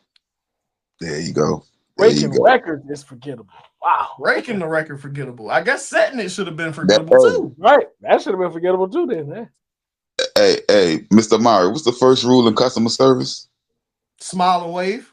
So the customer's always right, negative. I would say The- smile and wave because that's the first thing they're gonna tell you. Wear your name tag always. The customer is always right. The customer is right, man. It's unforgettable. The only place that I've ever heard that was To the at double like nickel McDonald's. game, it cannot compare to the double nickel game, and that's why I think that he was hitting that. That I'm about to say, he didn't. That was not said. You just adding to it. That was not said. Well, it was kind of it was implied. It was implied because it was on the video about the double nickel versus versus Kobe Bryant game, and his overall Breaking Lamar sentiment. King's record. And his overall sentiment was that that game was not impressive and it was forgettable because that he had so many ticket tap fouls and he just got numbers based off that. And to your point, he went 20 for 20. So if he would have shot a normal, No, but your boy. Only reason I brought up the 20 for 20 is because you was praising 13 for 13. nah, it was 10 for 10 because he wasn't getting ticket tap fouls. He earned all these was all real fouls. Your man got another 10 extra times at the line, another five fouls. Just BS fouls. I mean, that's what they say. I'm just saying, when you use one thing about it, when you use a certain perspective to make an argument, you have to stay consistent, and that's what people screw up a lot of times. Mm-hmm. So that Bam out of Bayou game must be forgettable. No. That Devin Booker game must be forgettable. Like you better stay consistent. If your whole point is saying that, like Katie's saying right now, your whole point is that if you're gonna discredit the performance because they were getting fouled, then like he was saying, Devin Booker's game is gone. Bam's game is gone. A lot of Shea games are gone. It's like it's a lot of historical performances you kind of gotta just throw out of the room because Mr. Mari, the subscriber is not here to speak for himself, so I can't tell you that he feel that way about. Bring him up. On the next pod. You're not gonna disrespect Kobe and just tuck your tail. Bring him up. I don't know the subscriber. The subscriber can be from anywhere in the universe. I don't know. This is the World Wide Web. We flying you out. My boy, what the street profits say? Take it out of PBP budget. We flying you out. What we say? What street profits? We want the smoke. Bring them up. All right. Last but not least. Only on Kobe. Last but not least, and this comes straight from, and almost it came from two different commenters on this video about Lamar Jackson and his ability to read the field. So it said, running and scrambling should only be used in emergency. Due to his play call and coaches, he is treated like a running back subbing at quarterback. So the overall synopsis is he's overused as a rusher. And then another commenter said that it's maybe time to move on. And quote unquote, this was his quote, which is better, to be an MVP or to have a Super Bowl ring? It's on you, Mr. Amari. What's your thoughts? I would like the fact of having a franchise quarterback under center because that gives me the chance at always reaching that Super Bowl ring. But to go back on them saying that he's being a running back subbed in as a rusher, in Greg Roman's offense, that's I can definitely say that's what he was. But since Greg Roman has been gone, he's progressively thrown the ball more and ran the ball less. Just Todd Monken got there. And now Todd Monken's gone. And now he's the head coach of Cleveland. Why you think? Because he improved. He showed that, Lamar can be way more than just a rusher. He can pass the ball. I believe Lamar had three or he's had less than 5 interceptions the past 2 seasons, I'm pretty sure of. And he's like less than 10. And even still, his rushing numbers are relatively high. I mean, he still ended the season with 500 to 800 rushing yards while still putting up 3,000 and 4,000 yard passing seasons. And that's who he's going to be. Because he's a good quarterback. He's just he's a great quarterback, but he's an even better athlete. So I'm going to utilize everything that I have that he offers. That's like having a weapon and not using it. You're telling me just use it in desperation time. No, this is what makes Lamar Jackson the MVP, the 2-time MVP. This is what makes Lamar Jackson It's the one of high-level those quarterback. them analogies where people be like, "Oh, you brought a knife to a gunfight." Well, this time he brought the gun and the knife, but you think I'm gonna only use the knife? Yeah. No, it makes no sense. Only use this knife in desperate measures. I'm not gonna get desperate. I'm not trying to be desperate. I'm gonna use it at the end of the game. It literally makes no sense to come into the fight. I walk into this game. I have a rushing and a passing threat from my quarterback, but I'm gonna only make him throw the ball. No. But I'm gonna give the comment the benefit of the doubt. They're coming from a narrative of the beginning of his career, because in the beginning of his career, definitely was that with the Greg Moment situation and everything. Boom. But we've seen 2 years. In the last 2 years, so they're most recent, so they weigh a little heavier. We've seen him develop. He is picking the defenses apart. He is operating out the pocket, and then if he has to run, he runs. So we've seen that work, and now we just the argument is held on to the past. Mr. KD, you got to get to the second part of it too, because if y'all say that was the beginning part, the second part was directly to your point. Is it better to be an MVP or to be to have a Super Bowl ring? So I guess I'm saying that to say this: if he say that he just won an MVP 2 years ago, so he's not talking about the beginning of his career. Won the last one. But that's my point, though, Mr. KD. I'm talking about the one Josh Allen. He should have won that one. But Mr. KD, my point is that he's saying that he should have won it. So now he got 3 MVPs, still no Super Bowl rings. So I think his overall point is we have to stop. I understand quarterback is tied heavily to winning. I'm with that. I understand the argument. Not just winning, but I have to stop. When have they put a weapon out there on the offensive side for receiving to capitalize on Lamar Jackson? We have not seen them go get nobody to really capitalize on this window. Derrick Henry, great signing. But who am I going to throw to? Maybe they saying that it's the thrower, not the receiver. Stop. You not about to. Nah, I ain't even about to. I ain't saying me. I'm speaking about the comments. I'm speaking for the comment. I'm talking about the receivers that he said Lamar got. I was gonna try to give some type of fake energy and hype up Rashad Bateman and Zay Flowers. They garbage. You can't. Nah. You gonna hype up Zay Flowers? Who you gonna hype up? You never gave him nobody. Zay Flowers is the reason why they've had 2 detrimental playoff losses. But he the best they had though. That's the problem. It's a problem. Mark Andrews is the best you've had. He's the best. Mark Andrews the same narrative we're using for Josh Allen. The same narrative we're using for Josh Allen. It should be these are ideal situations. What have you given me to make me look better? You ain't gave me nothing. You invest in the defense if you bought him, what that is. But you're investing on the defensive side, but give me a weapon. But I'm gonna ask both of y'all this, and I think this is the fundamental difference. I think people believe that Josh Allen's superpowers is his arm, and Lamar Jackson's superpower is his legs. And within the next 2 years, his legs may be gone, so he may not be even a worthy candidate of being a superpower. Yes, that doesn't mean he can't throw. That's 2 different things. Yeah, no, I know that, but what I'm saying is, if you script both of these people from their superpower, meaning you take Lamar Jackson legs from him, Josh Allen's arm, you in trouble. You take Josh Allen's arm, you think in trouble. You think he can really thrive off of just his legs? But this is the thing, Mr. KD. They don't believe that his arm would be gone in the next 2 to 3 years. They may believe that Lamar Jackson's legs will be gone in the next 2 to 3 years, and then his arm is going to take over. Just but like he's been doing the past 2 seasons. I don't think people believe in his arm outside the numbers. I'm not here to talk. I can't convince people what they believe because they look at something from a different. You going at the comment section, so you got to talk. I'm not saying you wrong. I'm just saying you wrong on what we're talking about right now, in my opinion.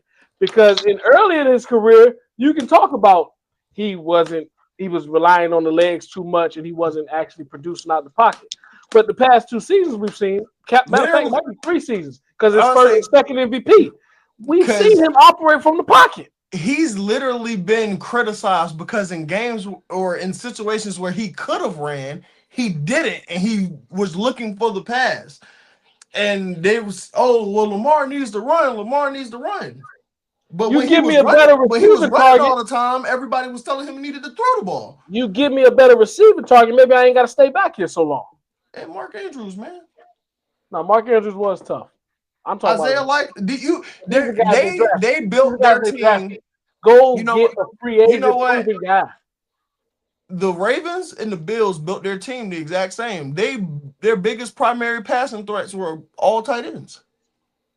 No, they're Yeah, bigger. dog. They're bigger. Nah, we can No, end right there. I'm We with can you. end right there. I'm We with can you, end but right I'll there. tell you what it really is.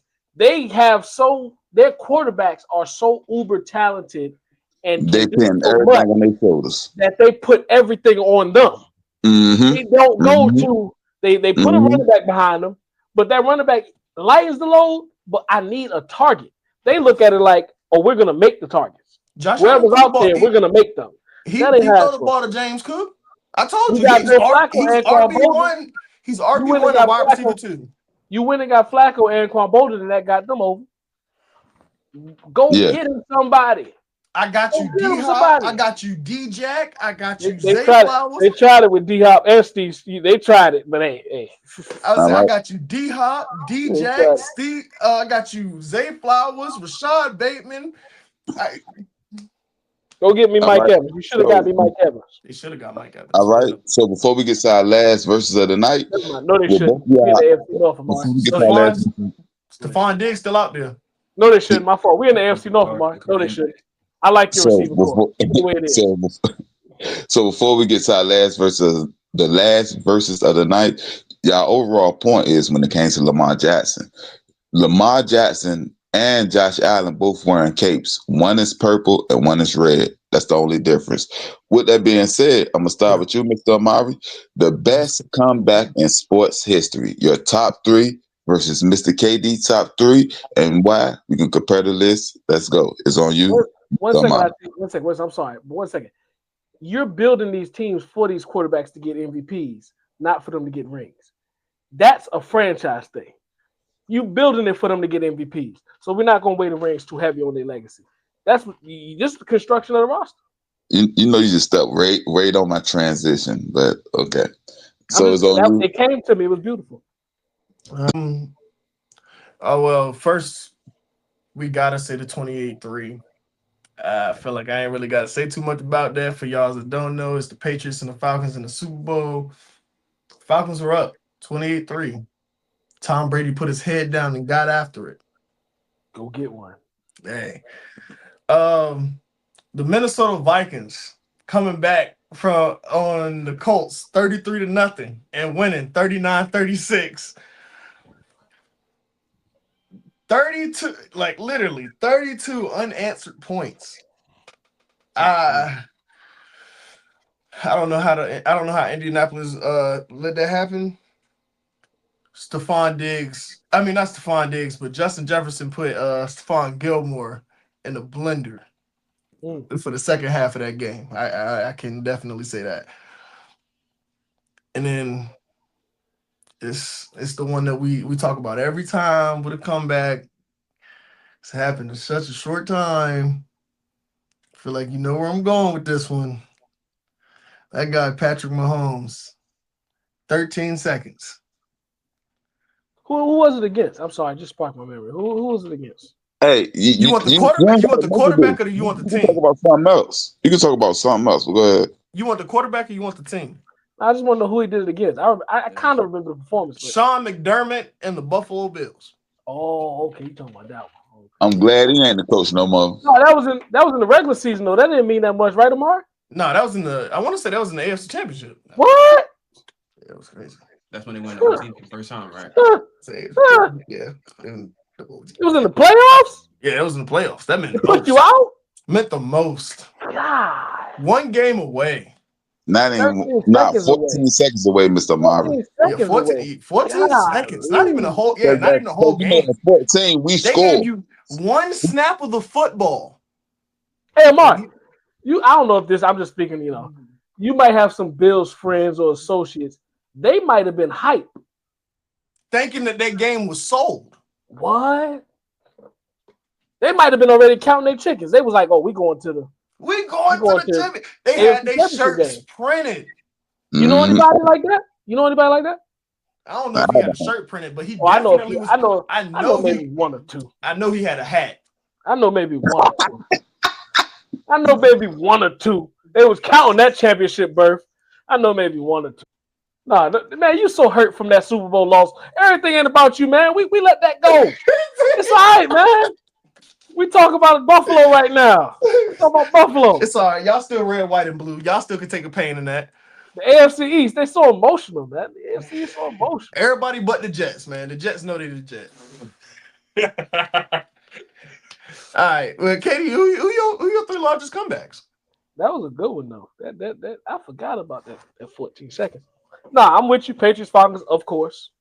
I'm disappointed that you didn't pick the Cavs over the Warriors. Oh, Coming back I from did have 3-1. the 3-1 lead, but I was only doing 3. And We I felt like know who I the felt like king coming is. back from 33 points at halftime to win 39-36 is a But it was a really, regular season though. It was regular season. Sometimes you gotta weigh it. You gotta weigh it. We're talking about the NBA Finals. They came back from 3-1 to win a championship. So we gotta weigh it. And then I don't even want to say the last one, but the Red Sox coming back on the Yanks.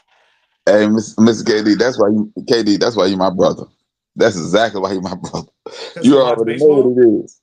That Red Sox Yankee, man. That was crazy. We was up 3-0. 0-4. Up 3-0.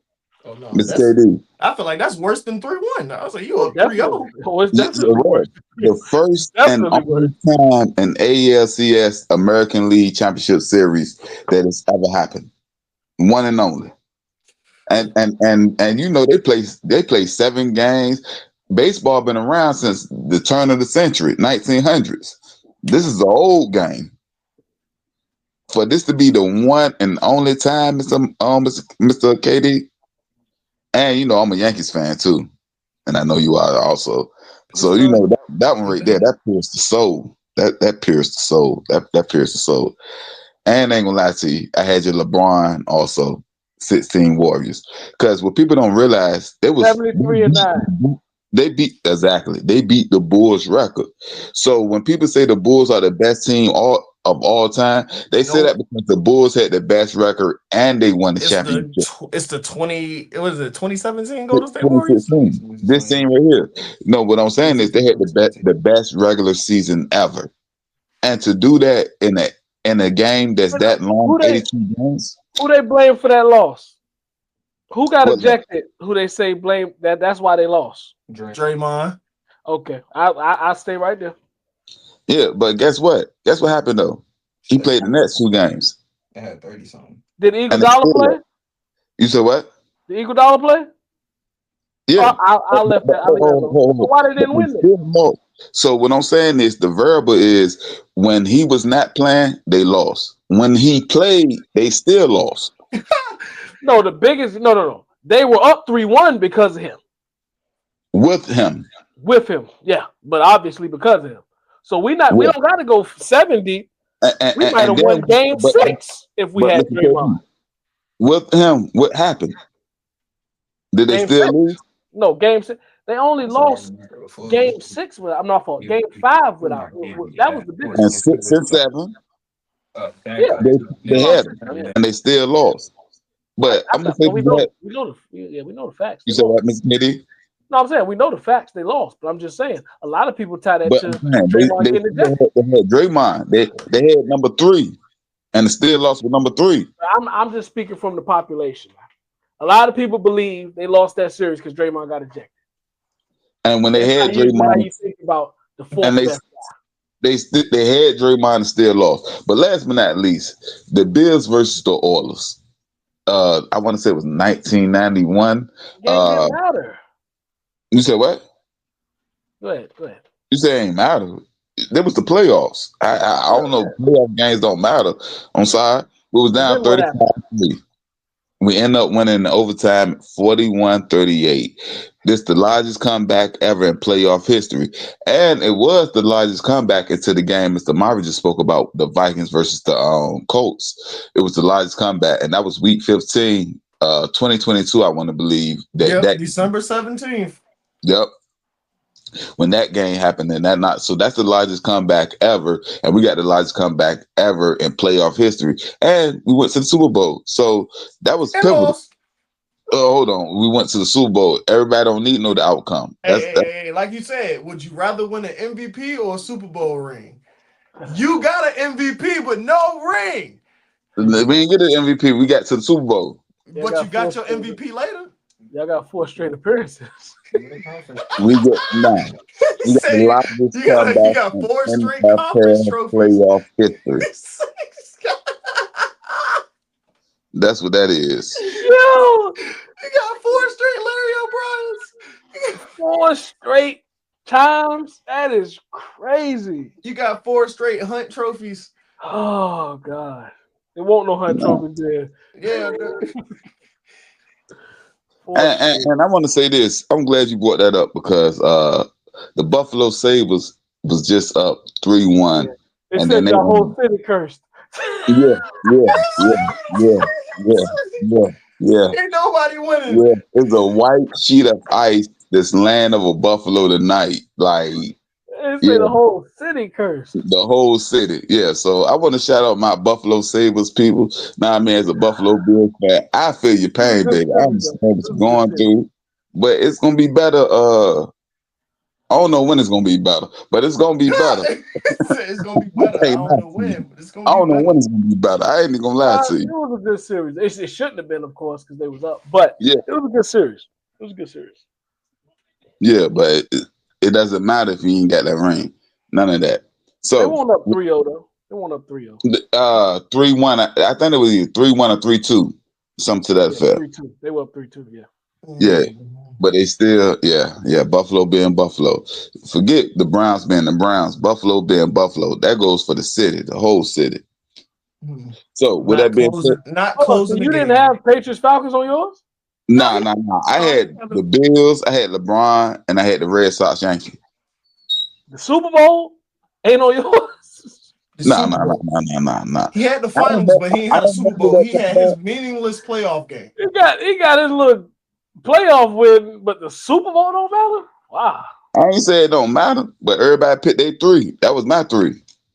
I thought everybody's unanimous one should have been that one.